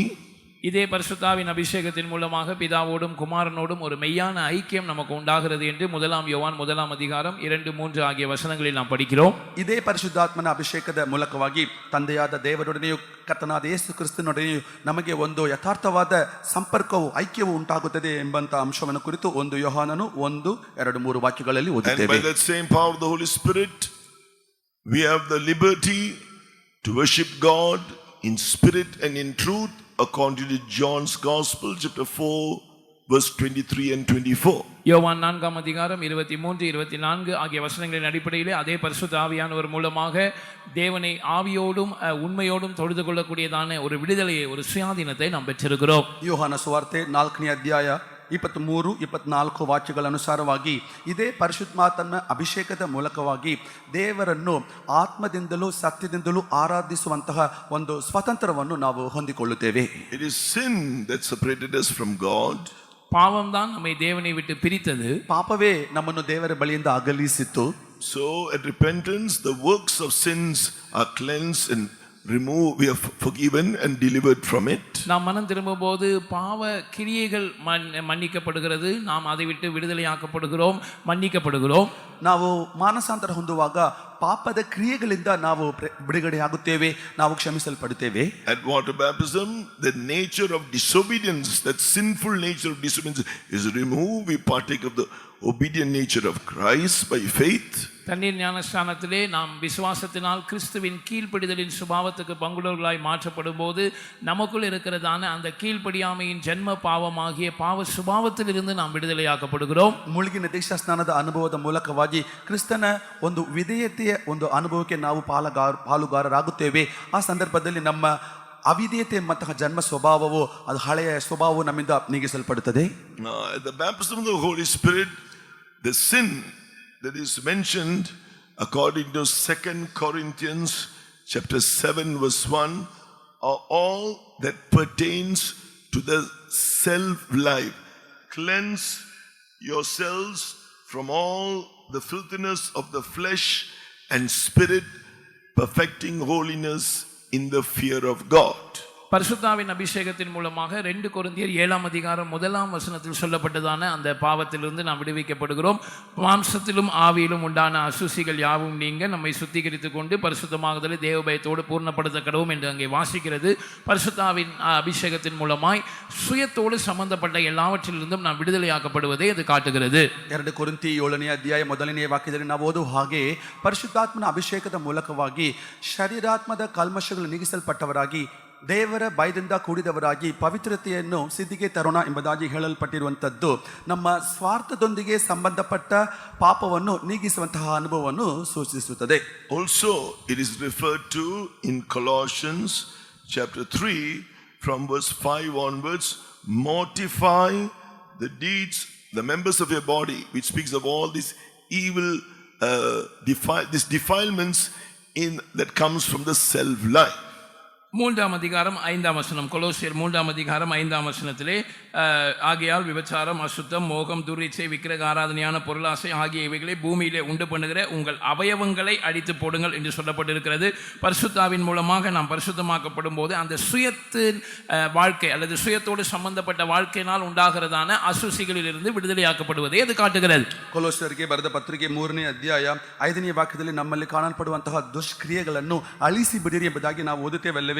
ಅದು ನಮ್ಮ ಸ್ವಾರ್ಥದೊಂದಿಗೆ ಸಂಬಂಧಪಟ್ಟಂತ ಈ ಕಲ್ಮಶಗಳನ್ನು ನಮ್ಮಿಂದ ನೀಗಿಸುವಂತಹ ಅನುಭವವನ್ನು ತೋರಿಸುತ್ತದೆ. For a child of God who is baptized in the Holy Spirit, these things won't be seen in the actions, but in their spirit realm, in their thoughts, imaginations. That is why cleanse yourselves from all the filthiness of the flesh, put it to death through the anointing. இந்த அபிஷேகம் பரிசுத்தாவின் அபிஷேகம் பண்ணப்பட்டதான ஒரு தேவனுடைய பிள்ளைக்குள்ளே இங்கே சொல்லப்பட்டதான இந்த காரியங்கள் சரீரத்தில் கிரியைகளிலே காணப்படாது, ஆனால் அவர்களுடைய ஆவியிலே சிந்தை மண்டலத்திலே காணப்படும். எனவே தான் இவைகளை உண்டு பண்ணுகிற உங்கள் அவயவங்களை அழித்து போடுங்கள், அல்லது ஆவியினாலே இந்த மாம்சத்தின் செய்கைகளை அழித்து போடுங்கள் என்று நமக்கு சொல்லப்படுகிறது. ಪರಿಶುದ್ಧಾತ್ಮನ ಅಭಿಷೇಕವನ್ನು ಹೊಂದಿಕೊಂಡಿರುವ ಒಬ್ಬ ದೇವರ ಮಗುವಿನ ಜೀವಿತದಲ್ಲಿ ಅಕ್ಷರೀಯ ರೀತಿಯಾಗಿ ಈ ಕಾರ್ಯಗಳನ್ನು ನಾವು ಕಾಣಲು ಸಾಧ್ಯವಿಲ್ಲ. ಆದರೂ ಆತ್ಮದಲ್ಲಿ ಅವರ ಯೋಚನೆಗಳ ಭಾಗಗಳಲ್ಲಿ ಇಂತಹ ಕಾರ್ಯಗಳು ಕಾಣಲ್ಪಡುತ್ತದೆ. ಅದಕ್ಕೋಸ್ಕರವೇ ಆ ಸ್ಥಳದಲ್ಲಿ ನಿಮ್ಮ ಇಂತಹ ಕ್ರಿಯೆಗಳನ್ನು ನಡೆಸುವಂತಹ ನಿಮ್ಮ ಅವಯವಗಳನ್ನು ನೀವು ಅಳಿಸಿ ಬಿಡಿರಿ ಎಂಬುದಾಗಿ ನಾವು ಓದುತ್ತೇವೆ.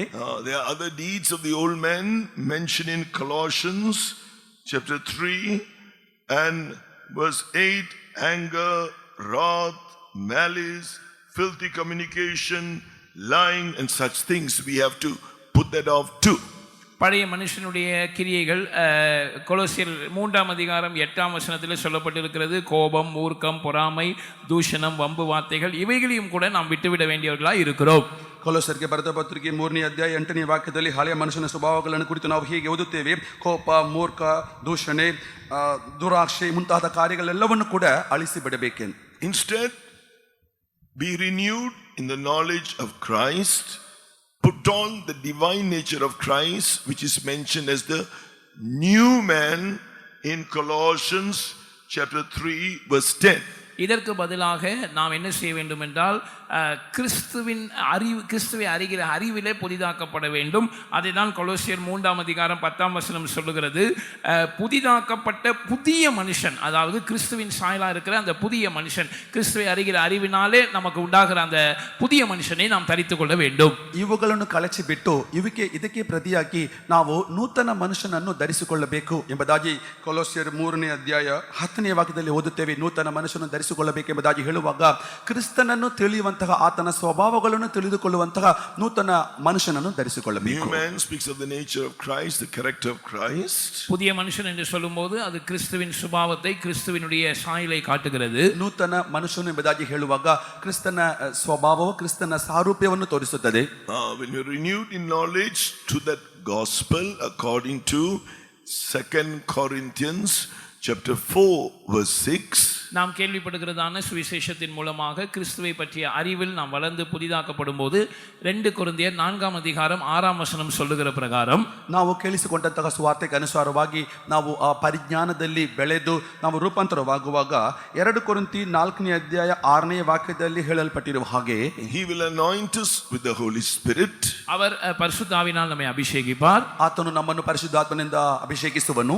Then as it says here in Colossians 3 verse 11, the distinctions, no more national distinctions, religious distinctions of being highly educated, lowly educated, social distinctions, caste distinctions, all will be gone. பரிசுத்தாவினால் அவர் நம்மை அபிஷேகிக்கும் போது இன்னும் எல்லா விதமான வித்தியாசங்களும் அகற்றப்படுகிறது. அதாவது தேசத்தின் வித்தியாசங்கள், மதத்தின் அடிப்படையிலான வித்தியாசங்கள், படித்தவன் படிக்காதவன் என்ற வித்தியாசங்கள், சமுதாய அந்தஸ்தின் அடிப்படையிலான வித்தியாசங்கள், ஜாதி அடிப்படையிலான வித்தியாசங்கள், இவைகள் எல்லாம் அறவே அகற்றப்படுகிறது. According to Colossians 3 verse 11. கொலோசியர் 3:11 அப்படி நமக்கு சொல்லுகிறது. ಕೊಲೊಸ್ಸರಿಗೆ ಬರೆದ ಪತ್ರಿಕೆ 3:11 ವಾಕ್ಯಕ್ಕೆ ಅನುಸಾರವಾಗಿ ಪರಿಶುದ್ಧಾತ್ಮನ ಅಭಿಷೇಕದಲ್ಲಿ ನಾವು ಹೊಂದಿಯದಲ್ಲಿ ಬೆಳೆಯುವಾಗ ಇನ್ನೂ ನಮ್ಮಲ್ಲಿ ಕಾಣಲ್ಪಡುವಂತಹ ವ್ಯತ್ಯಾಸಗಳು, ಮಾರ್ಪಾಟಗಳೆಲ್ಲ ನೀಗಿಸಲ್ಪಟ್ಟು, ಅಂದರೆ ವಿದ್ಯಾಭ್ಯಾಸ ಮಾಡಿದವರು, ವಿದ್ಯಾಭ್ಯಾಸ ಮಾಡದೇ ಇರುವವರು, ಸಾಮಾಜಿಕವಾದ ಅಂತಸ್ತಿನಲ್ಲಿರುವವರು, ಅಂತಸ್ತು ಇಲ್ಲದವರು, ಬಡವರು, ಐಶ್ವರ್ಯವಂತರು ಎಂಬಂತಹ ವ್ಯತ್ಯಾಸವೆಲ್ಲವೂ ನಮ್ಮಿಂದ ನೀಗಿ ಹೋಗುವಂತಹ ಒಂದು ಅನುಭವ ಉಂಟಾಗುತ್ತದೆ. But according to verse 11 we experience Christ becomes all to us. Who is Christ? The Son of God. We become the sons of God. அது மாத்திரமல்ல, அந்த கொலோசியர் 3:11 சொல்லுகிறது, கிறிஸ்து நமக்கு எல்லாமுமாய் மாறுகிறார். அதாவது கிறிஸ்து யார்? அவர் தேவகுமாரன். கிறிஸ்து நமக்கு எல்லாமுமாய் மாறும்போது நாம் தேவபுத்திரராக மாறுகிறோம். ಇದಲ್ಲದೆ ಕೊಲೊಸ್ಸೆಯರ್ 3:11 ನಾವು ಹೀಗೆ ಓದುತ್ತೇವೆ: ಕ್ರಿಸ್ತನೇ ಸಮಸ್ತದಲ್ಲಿಯೂ ನಮಗೆ ಸಮಸ್ತವೂ ಆಗಿರುವನು ಎಂಬುದಾಗಿ ಓದುವಾಗ ಕ್ರಿಸ್ತನ ಆ ಒಂದು ಸಮಸ್ತವು ಪೂರ್ಣವಾಗಿ ನಾವು ಅದರ ಸ್ವಭಾವದಲ್ಲಿ ನಾವು ಬೆಳೆಯುವವರಾಗಿ ಮಾರ್ಪಡುತ್ತೇವೆ. When we are transformed within us, when we are filled with the glory of God, when we look at others being renewed in that knowledge, we see not only Christ is all to us, the Son of God is in us, we are sons of God, as it says in verse 11, I can see Christ in all. You are sons of God. இந்த அனுபவத்தின் மூலமாக நமக்குள்ளே ஒரு மறுரூபம் உண்டாகிறது மாத்திரமல்ல, நாம் கேள்விப்படுகிறதான அந்த சுவிசேஷத்தினாலே கிறிஸ்துவை பற்றிய அறிவில் நாம் விருத்தி அடைந்து அதிலே புதிதாக்கப்படும் போது, நான் மற்றவர்களை, அதாவது உங்களை பார்க்கும் போதும் நான் கிறிஸ்து எனக்கு எல்லாமுமா இருப்பது மாத்திரமல்ல, கிறிஸ்து எல்லாரிலும் இருப்பதை பார்க்கிறேன். அதாவது உங்கள் எல்லாரையும் நான் தேவபுத்திரராக பார்க்கிறேன். ಈ ಕ್ರಿಸ್ತನ ಪರಿಜ್ಞಾನದಲ್ಲಿ ನಾವು ಬೆಳೆದು ಬರುವಾಗ ನನ್ನೊಳಗೆ ಒಂದು ರೂಪಾಂತರ ಉಂಟಾಗುವುದು ಮಾತ್ರವಲ್ಲ, ಇತರರಲ್ಲಿಯೂ ಒಂದು ರೂಪಾಂತರ ಉಂಟಾಗುವುದನ್ನು ನೋಡುತ್ತೇವೆ. ಅಂದರೆ ನಾನು ಇತರರಲ್ಲಿ ಕೂಡ ಕ್ರಿಸ್ತನನ್ನು ನೋಡುವವನಾಗಿ ನಾನು ಮಾರ್ಪಡುತ್ತೇನೆ. ಅದರ ಮೂಲಕವಾಗಿ ಕ್ರಿಸ್ತನ ಸಾರೂಪ್ಯವು ನನ್ನಲ್ಲಿ ಇತರರಲ್ಲಿ ಬೆಳೆಯುತ್ತದೆ. So by the anointing, Colossians 3 verse 12 onwards, we are able to put on Christ. Christ is all to us. All that bowels of mercies, verse 12, kindness, humbleness of mind, meekness, long suffering, verse 13, forbearing one another, forgiving one another, and then verse 14, having love, which is the bond of perfectness, of unity. இந்த அபிஷேகத்தின் மூலமாக நாம் கிறிஸ்துவை தரித்துக் கொள்கிறோம். மறுவார்த்தையில் கொலோசியர் 3 அதிகாரம் 12 முதல் 14 வசனங்களில் சொல்லப்பட்டது போல, நாம் தேவனால் தெரிந்து கொள்ளப்பட்ட பரிசுத்தரும் பிரியருமாய் கிறிஸ்துவின் சுபாவங்களாகிய உருக்கமான இரக்கம், தயவு, மனத்தாழ்மை, சாந்தம், நீடிய பொறுமை ஆகியவற்றை தரித்துக் கொள்கிறோம். ஒருவரை ஒருவர் தாங்கி ஒருவர் பேரில் ஒருவருக்கு குறைபாடு உண்டானால் கிறிஸ்து உங்களுக்கு மன்னித்தது போல ஒருவரை ஒருவர் மன்னிக்கக்கூடியவர்களாய் மாறுகிறோம். 14ஆம் வசனம் சொன்னது போல இவை எல்லாவற்றின் மேலும் பூர்ண சர்க்குணத்தின் கட்டாகிய அன்பை தரித்துக் கொள்கிறோம். ಈ ಪರಿಶುದ್ಧಾತ್ಮನ ಅಭಿಷೇಕದಲ್ಲಿ ನಾವು ಬೆಳೆದು ಬರುವಾಗ ಕೊಲೊಸ್ಸರಿಗೆ ಬರೆದ ಪತ್ರಿಕೆ 3ನೇ ಅಧ್ಯಾಯ 12ರಿಂದ 14 ವಾಕ್ಯಗಳವರೆಗೂ ನಾವು ಓದುವ ಹಾಗೆ ಇನ್ನೂ ಕ್ರಿಸ್ತನ ಸ್ವಭಾವಗಳಲ್ಲಿ ನಾವು ಬೆಳೆಯುತ್ತೇವೆ, ಆತನ ಸಾರೂಪ್ಯದಲ್ಲಿ ಬೆಳೆಯುತ್ತೇವೆ. ಅಂದರೆ ಆತನ ಕನಿಕರ, ದಯೆ, ದೀರ್ಘ ಶಾಂತಿ, ಸಾಧುತ್ವ, ಕ್ಷಮೆದಮೆ ಮುಂತಾದ ಕಾರ್ಯಗಳಲ್ಲಿ ನಾವು ಬೆಳೆದು ಇತರರಿಗೆ ನಾವು ಕ್ಷಮಿಸುವವರಾಗಿ, ಇತರ ತಪ್ಪು ದೋಷಗಳನ್ನು ಕೊರತೆಗಳನ್ನು ಕ್ಷಮಿಸುವವರಾಗಿ, ಒಬ್ಬರಿಗೊಬ್ಬರು ತಾಳುವವರಾಗಿ, ಹೊರುವವರಾಗಿ ನಾವು ಮಾರ್ಪಡುತ್ತೇವೆ. But then the final reconciliation, கடைசியாக நடைபெறுகிற ஒப்புரவாகுதல், ಕೊನೆಯದಾಗಿ ಉಂಟಾಗುವಂತಹ ಸಂಧಾನ, we need to be presented before him as a glorious church, without spot, without wrinkle, holy and without blemish.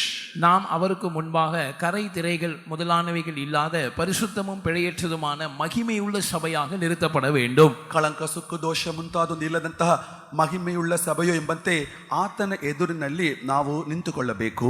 That appearing of Christ is for those who have become perfect as he is, perfect, a glorious church, a glorious bride. They are called the chaste virgins.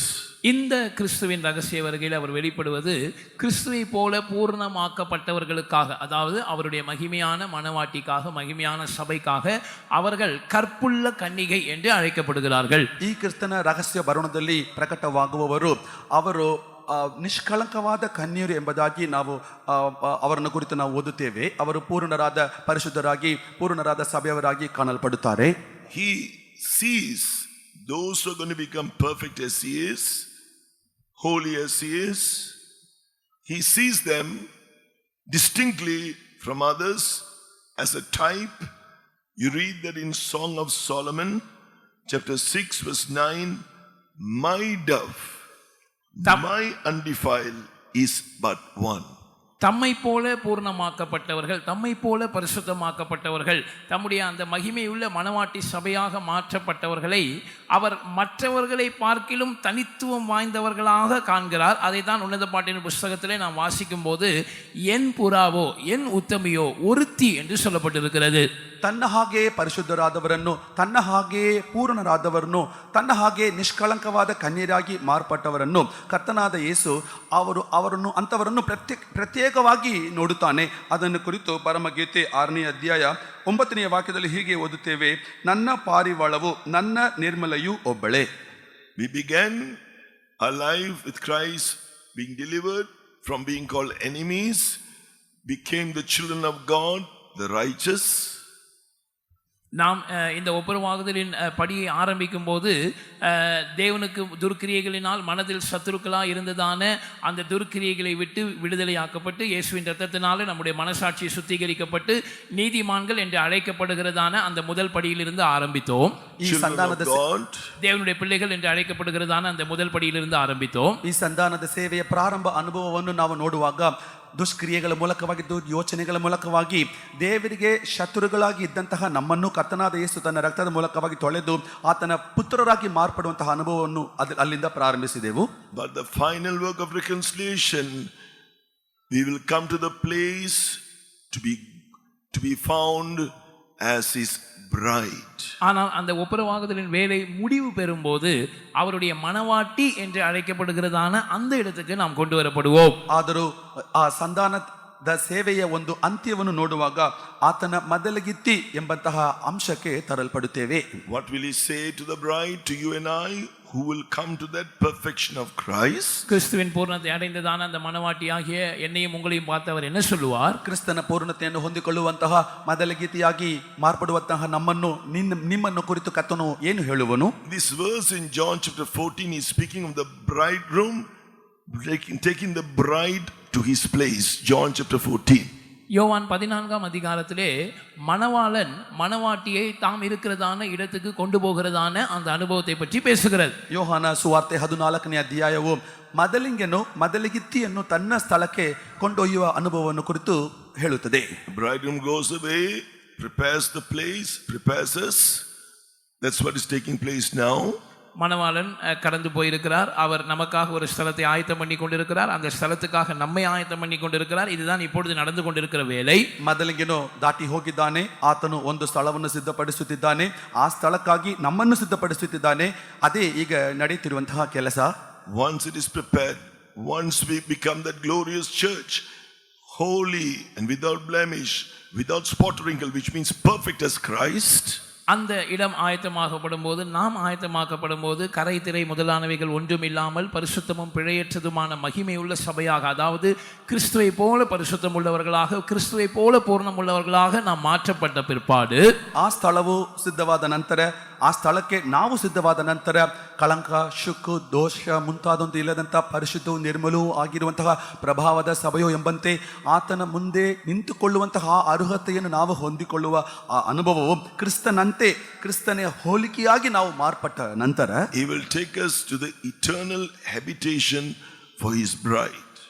நம்முடைய மனவாட்டிக்காக ஆயத்தம் பண்ணப்படுகிறதான அந்த நித்திய வாசஸ்தலத்துக்கு அவர் நம்மை மனவாட்டியாக கொண்டு போவார். ತನ್ನ ಮೊದಲಿಗಿತಿಗಾಗಿ ಸಿದ್ಧಪಡಿಸಿರುವಂತಹ ಆ ನಿತ್ಯ ನಿವಾಸ ಸ್ಥಳಕ್ಕೆ ಕರ್ತನು ನಮ್ಮನ್ನು ಕೊಂಡೊಯ್ಯುವನು. John chapter 14 verse 3, I will come again and receive you unto myself, that where I am ye may be also, you will be with me in the holy new Jerusalem. நான் இருக்கிற இடத்திலே நீங்களும் இருக்கும்படி மறுபடியும், the holy city new Jerusalem, நான் இருக்கிற இடத்திலே நீங்களும் இருக்கும்படி நான் மறுபடியும் வந்து உங்களை இடத்தில் சேர்த்துக்கொள்வேன் என்று சொல்லும்போது, நீங்கள் என்னோடு கூட பரிசுத்த நகரமாகிய புதிய எருசலேமில் இருக்கும்படியாக நான் வந்து உங்களை இடத்தில் சேர்த்துக்கொள்வேன் என்று அர்த்தம்.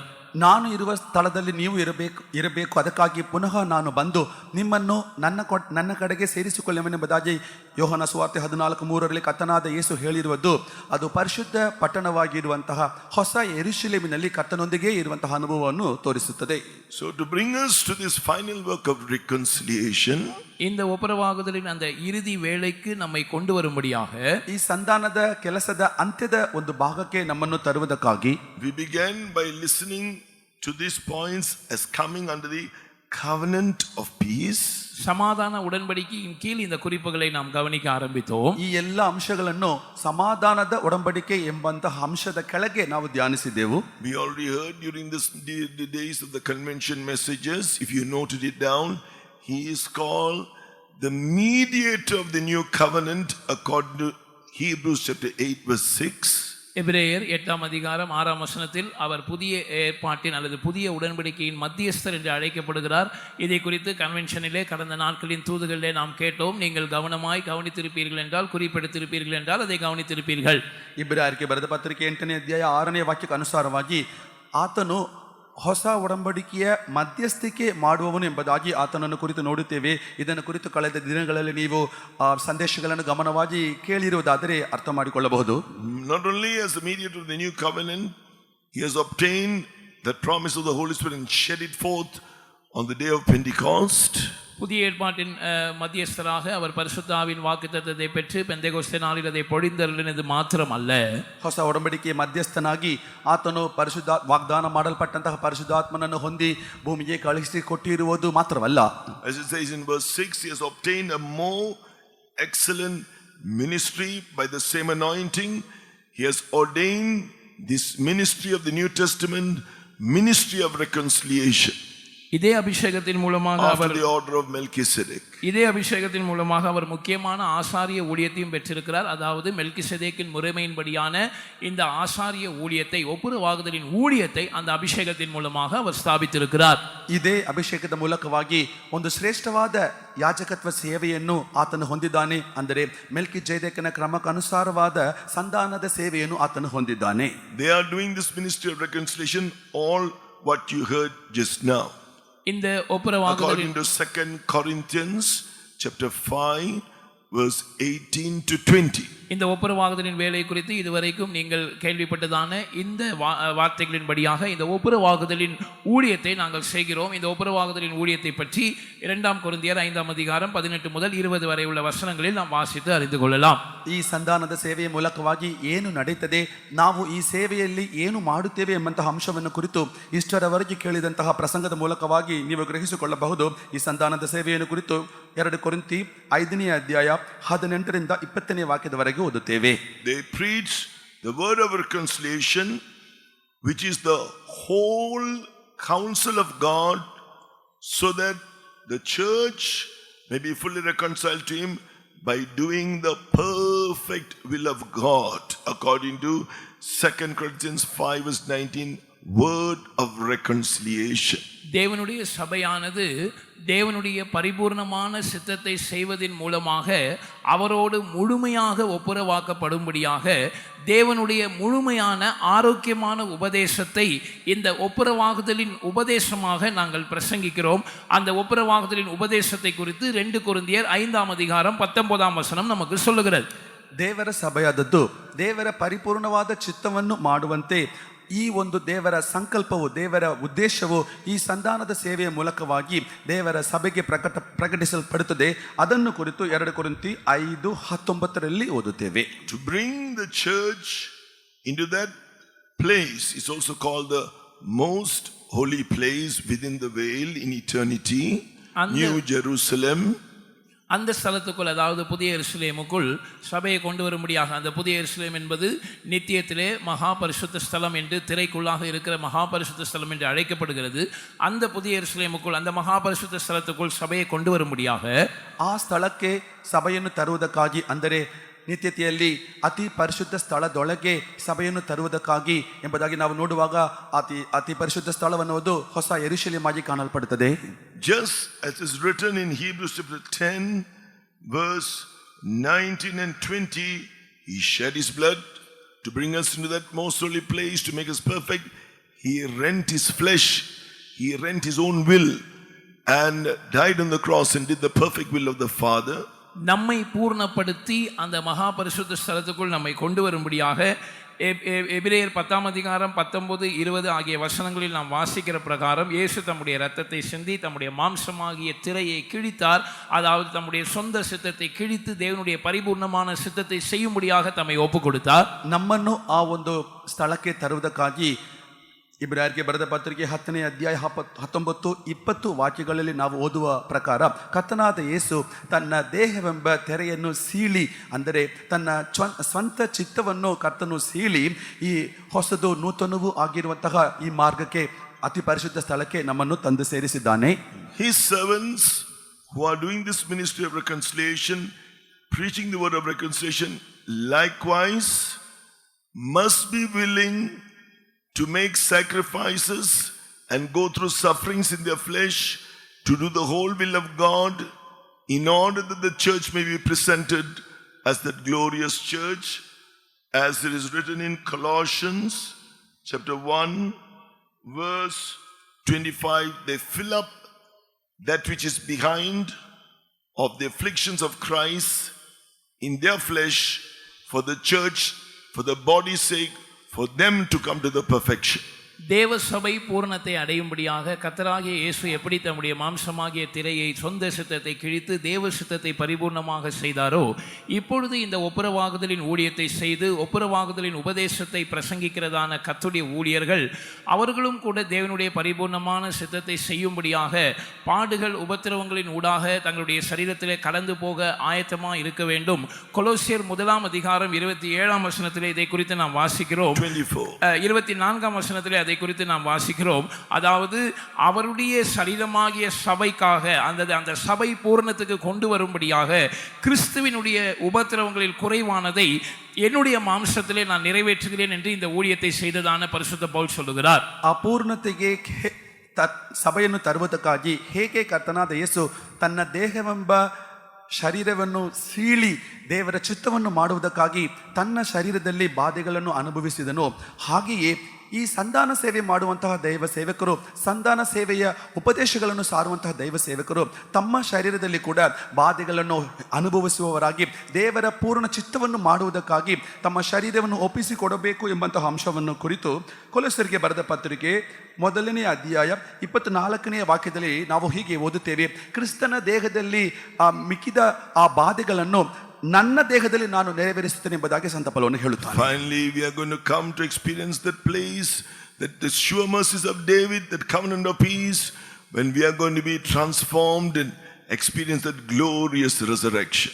கடைசியாக அந்த மகிமையுள்ள உயிர்த்தெழுதலை நாம் அனுபவிக்கக்கூடியதான இடத்துக்கு, அந்த ஒப்புரவாகுதலின் வேலை நமக்குள் பூர்ணப்படக்கூடியதான இடத்துக்கு நாம் கொண்டு வரப்பட போகிறோம். அப்பொழுது அந்த தாவீதுக்கு அருளின நிச்சயமான கிருபைகளை நாம் அனுபவித்து அந்த மகிமையான உயிர்த்தெழுதலிலே பங்குள்ளவர்களாய் மாறுவோம். Also called the covenant of peace. அது சமாதான உடன்படிக்கை என்றும் அழைக்கப்படுகிறது என்று நாம் கேட்டிருக்கிறோம். ಕೊನೆಯದಾಗಿ ಈ ಸಂಧಾನದ ಸೇವೆಯ ಅದು ಪೂರ್ಣತೆಯನ್ನು ನಾವು ನೋಡುವಾಗ ಸಮಾಧಾನದ ಒಡಂಬಡಿಕೆ ಎಂಬುದಾಗಿ ನಾವು ನೋಡುತ್ತೇವೆ ಅಲ್ಲವೇ? ಅದನ್ನು ಕುರಿತು ದಾವೀದನಿಗೆ ಖಂಡಿತವಾಗಿ ನಾನು ವಾಗ್ದಾನ ಮಾಡಿದ ಕೃಪೆಗಳು ಎಂಬುದಾಗಿ ನೋಡುವಾಗ ಅದು ನಾವು ಕರ್ತನ ಬರೋಣದಲ್ಲಿ ಆ ಪುನರುತ್ಥಾನವನ್ನು ಮಹಿಮೆಯ ಶರೀರವನ್ನು ಹೊಂದಿಕೊಳ್ಳುವಂತಹ ಅಂಶದಲ್ಲಿ ಮುಗಿಯುತ್ತದೆ. So all that is mentioned in Ezekiel chapter 23, chapter 34, verse 23 to 23 up to 26, all that will be fulfilled in our lives. அப்பொழுது எசேக்கியேல் 34:23 முதல் 26 வரை உள்ள எல்லா அனுபவங்களும் நம்முடைய வாழ்க்கையில் நிறைவேற்றப்படும். ಆ ಸಂದರ್ಭದಲ್ಲಿ ಎಚೆಕಿಯೇಲನ ಪ್ರವಾದಿ ಗ್ರಂಥ 34ನೇ ಅಧ್ಯಾಯ 23ರಿಂದ 26ನೇವರೆಗೆ ನಾವು ಓದಿದ್ದೇವಲ್ಲವೇ? ಅಲ್ಲಿ ಹೇಳಲ್ಪಟ್ಟಿರುವಂತಹ ಎಲ್ಲ ಅನುಭವಗಳು ನಮ್ಮ ಜೀವಿತದಲ್ಲಿ ನೆರವೇರುತ್ತದೆ. And our lives will be transformed. நம்முடைய ஜீவியங்கள் மறுரூபமாக்கப்படும். ನಮ್ಮ ಜೀವನವು ರೂಪಾಂತರವಾಗುವುದು. We can live among those who are unsanctified and live in peace with them. பரிசுத்தமாக்கப்படாதவர்களோடு கூட நாம் இணைந்து சமாதானமாய் ஜீவிக்க நம்மால் முடியும். ಪರಿಶುದ್ಧ ಮಾಡಲ್ ಪಡೆದವರ ಜೊತೆಗೆ ಕೂಡ ಜೀವಿಸಿ ನಾವು ಸಮಾಧಾನವಾಗಿ ಜೀವಿಸುವುದು ಸಾಧ್ಯವಾಗುತ್ತದೆ. We will experience the showers of blessings. நாம் ஆசீர்வாதமான மழையை அனுபவிப்போம். ಆಶೀರ್ವಾದದ ಮಳೆಯನ್ನು ನಮ್ಮ ಜೀವಿತದಲ್ಲಿ ಅನುಭವಿಸುವೆವು. The songwriter sings, mercy drops are falling, but for thy showers, mercy drops are falling, but for thy showers we plead showers of blessing. இந்த பாட்டுக்காரன் இதை குறித்து எழுதும்போது, எங்களை சுற்றி இரக்கத்தின் மழை துளிகள் விழுந்து கொண்டிருக்கிறது, ஆனால் எங்களுக்கு அதில் திருப்தி இல்லை, ஒரு பெரிய மழை, ஆசீர்வாதத்தின் மழை பெய்யும்படியாக நாங்கள் வாஞ்சிக்கிறோம். ಈ ಹಾಡಿನ ಹಾಳೆಯಲ್ಲಿ ಈ ಹಾಡನ್ನು ಬರೆದವರು ಹೀಗೆ ಬರೆದಿದ್ದಾರೆ, ನಮ್ಮನ್ನು ಸುತ್ತಲೂ ಕನಿಕರದ ಮಳೆ ತುಟಿಗಳಾಗಿ ಬೀಳುತ್ತದೆ, ಅದರಲ್ಲಿ ನಮಗೆ ತೃಪ್ತಿ ಇಲ್ಲ ಸ್ವಾಮಿ, ನಮ್ಮನ್ನು ಸುತ್ತಲೂ ಆಶೀರ್ವಾದದ ಮಳೆ ಸುರಿಯಬೇಕಲ್ಲವೇ ಎಂಬುದಾಗಿ ಹೇಳಲ್ಪಟ್ಟಿದೆ. Those who are not to see the Holy Spirit, the showers of the former rain are going to come upon you. பரிசுத்தாவின் அபிஷேகத்தை பெறாதவர்கள் முன்மாரியின் மழை உங்கள் மேல் வந்து பெய்ய போகிறது. ಪರಿಶುದ್ಧಾತ್ಮನ ಅಭಿಷೇಕವನ್ನು ಹೊಂದಿಕೊಳ್ಳದವರ ಮೇಲೆ ಮುಂಗಾರು ಮಳೆ ಬಂದು ಸುರಿಯಲಿದೆ. Those who have received the Holy Spirit, to surrender to this whole counsel of God, this word of reconciliation, the showers of blessing, the latter rain as a doctrine, as a mighty anointing of the Holy Spirit will come upon you. இந்த பரிசுத்தாவின் அபிஷேகத்தை ஏற்கனவே பெற்றவர்கள் இந்த ஒப்புரவாகுதலின் உபதேசத்துக்கு அல்லது தேவனுடைய ஆரோக்கியமான முழுமையான உபதேசத்துக்கு நீங்கள் உங்களை ஒப்பு கொடுக்கும் பட்சத்தில் உபதேசமானது பின்மாறி மழையாக உங்கள் மேல் பொழிந்தருளப்படுவது மாத்திரமல்ல, அதோடு கூட பரிசுத்தாவியானவருடைய வல்லமையான அபிஷேகம் உங்கள் மேல் பொழிந்தருளப்பட்டு அது உங்களை மறுரூபப்படுத்தும். ಪರಿಶುದ್ಧಾತ್ಮನ ಅಭಿಷೇಕವನ್ನು ಹೊಂದಿಕೊಂಡಿರುವವರು ನೀವು ಈ ಸಂಧಾನದ ಸೇವೆಯ ಈ ಪೂರ್ಣವಾದ ಉಪದೇಶಕ್ಕಾಗಿ ದೇವರ ಚಿತ್ತಕ್ಕಾಗಿ ನಿಮ್ಮನ್ನು ಸಮರ್ಪಿಸಿಕೊಡುವಾಗ ಈ ಸಂಧಾನದ ಸೇವೆಯ ಉಪದೇಶವು ನಿಮ್ಮಲ್ಲಿ ಹಿಂಗಾರು ಮಳೆಯಾಗಿ ಪೂರ್ಣವಾಗಿ ಸುರಿಯಲ್ಪಡುವುದು. And just as the love of God constrained so many to step out to serve the Lord, confirming the call of God, many young people, even those who are listening to this message, even those all over this center and all over the world are going to step out for this glorious ministry. மாத்திரமல்ல, எப்படி அநேக ஊழியர்களை தேவனுடைய அன்பானது நெருக்கி AV தங்களுடைய அழைப்பையும் தெரிந்து கொள்ளுதலையும் உறுதிப்படுத்தி கொண்டு இந்த மகிமையான ஊழியத்துக்குள் அவர்கள் அடியெடுத்து வைக்கும்படியாக அந்த அன்பு நெருக்கி ஏவினதோ,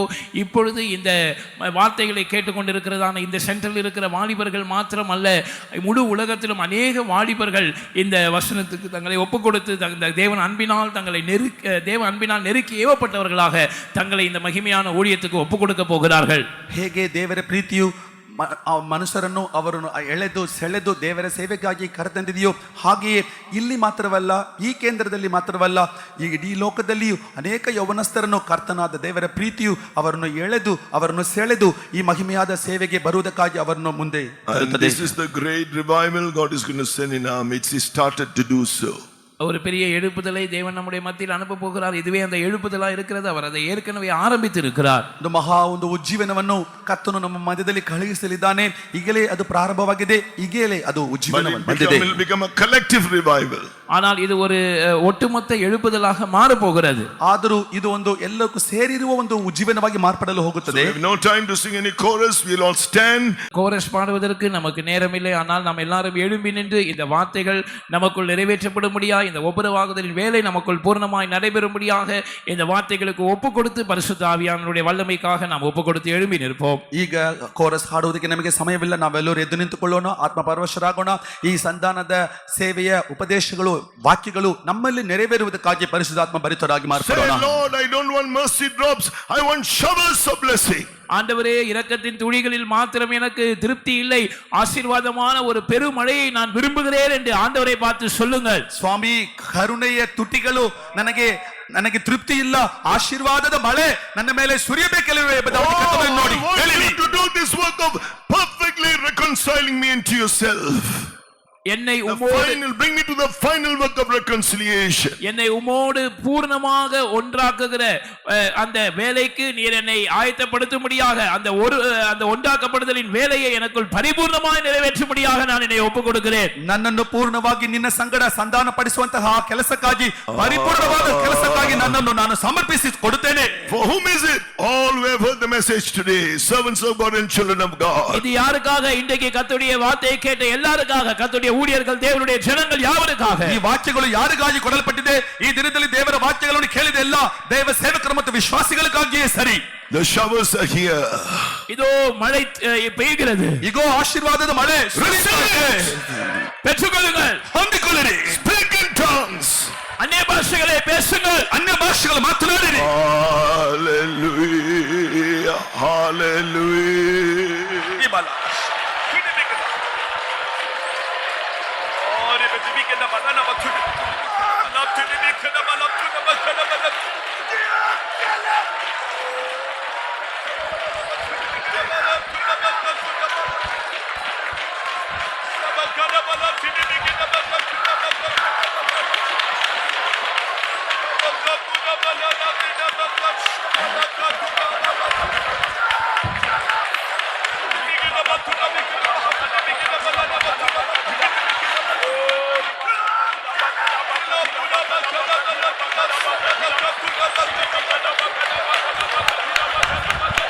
Don't worry about that anger in your life.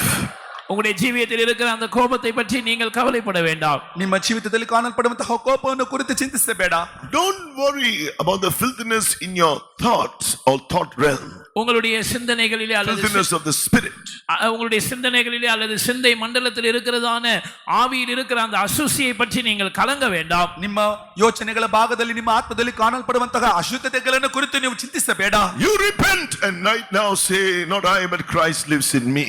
இப்பொழுது நீங்கள் அதற்காக மனஸ்தாபப்பட்டு ஆண்டவரை பார்த்து சொல்லுங்கள், கர்த்தாவே, நான் அல்ல, கிறிஸ்துவே என்னில் பிழைத்திருக்கிறார். ಈಗ ಪಶ್ಚಾತ್ತಾಪಪಟ್ಟು ಕರ್ತನನ್ನು ನೋಡಿ ನೀವು ಹೇಳಿರಿ, ನಾನಲ್ಲ, ಕ್ರಿಸ್ತನೇ ನನ್ನಲ್ಲಿ ಬದುಕಿದ್ದಾನೆ. Now you retransform. இப்பொழுது உங்களுக்கு ஒரு மறுரூப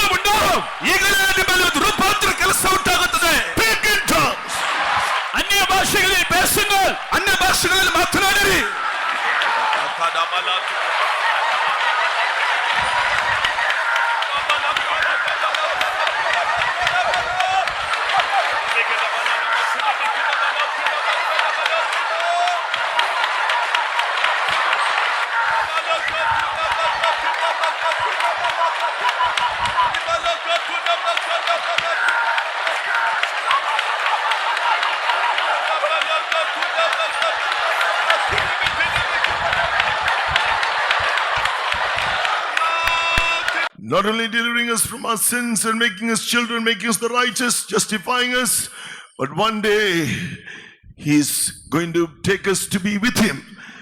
As the bridegroom will take the bride unto himself, He's going to perfect us, transform us, and take us to New Jerusalem and Zion. Shall we praise God? தேவனுடைய அன்பானது ஒரு மகத்தான ஒப்புரவாகுதலின் வேலையை நமக்குள் செய்து கொண்டிருக்கிறது.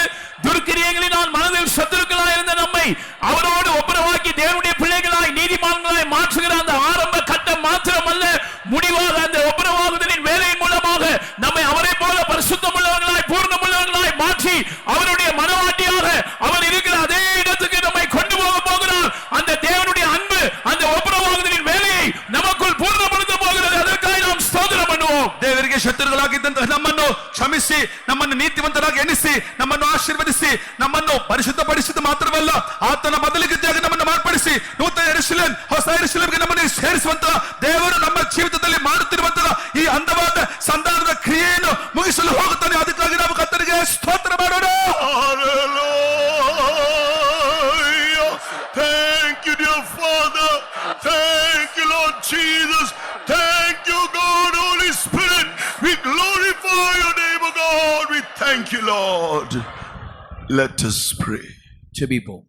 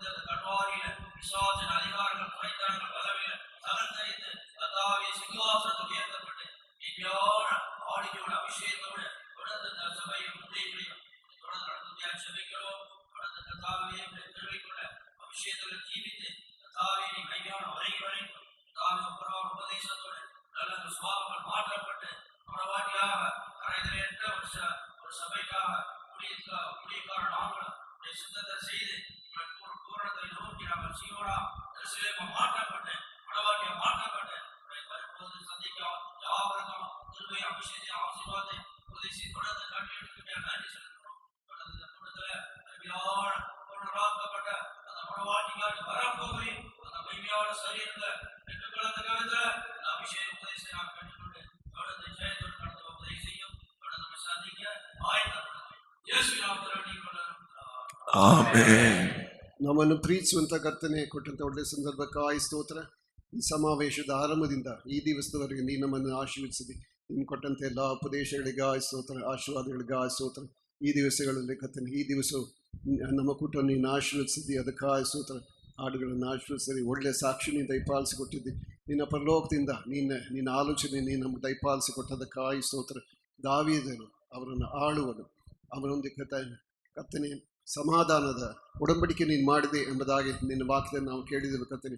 ಆ ದಾವೀದನು ನಮ್ಮ ಕರ್ತನಾದ ಯೇಸು ಕ್ರಿಸ್ತನು ಕರ್ತನೆ, ಅದಕ್ಕೆ ಮುಂಚೆ ಇದಕ್ಕಾಗಿ ಸಿದ್ಧಪಟ್ಟಂಥವ್ರು ಏನು ಮಾಡಬೇಕೆಂಬಂಥ ಕಾರ್ಯಗಳೆಲ್ಲ ನೀನು ನಮ್ಮೊಂದಿಗೆ ಹೇಳಿದ್ದಕ್ಕಾಗಿ ಸ್ತೋತ್ರ.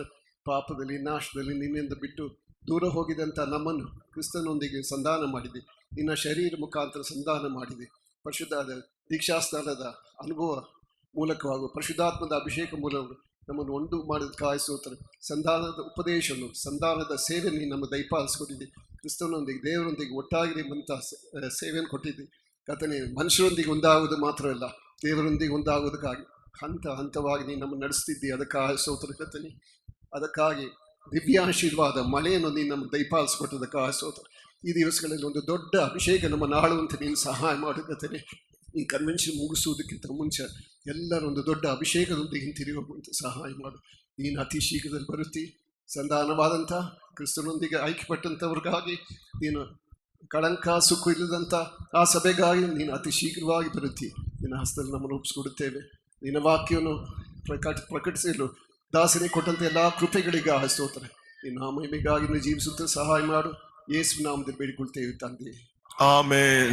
Now may the grace of our Lord Jesus Christ, the love of God the Father, and the sweet fellowship of the Holy Spirit rest and abide with each and every one of us until Jesus appears in all his glory. Amen. Hallelujah. Hallelujah. Hallelujah. God bless you all. தேவன் உங்கள் எல்லாரையும் ஆசீர்வதிப்பாராக. ನಿಮ್ಮನ್ನು ಆಶೀರ್ವದಿಸಲಿ.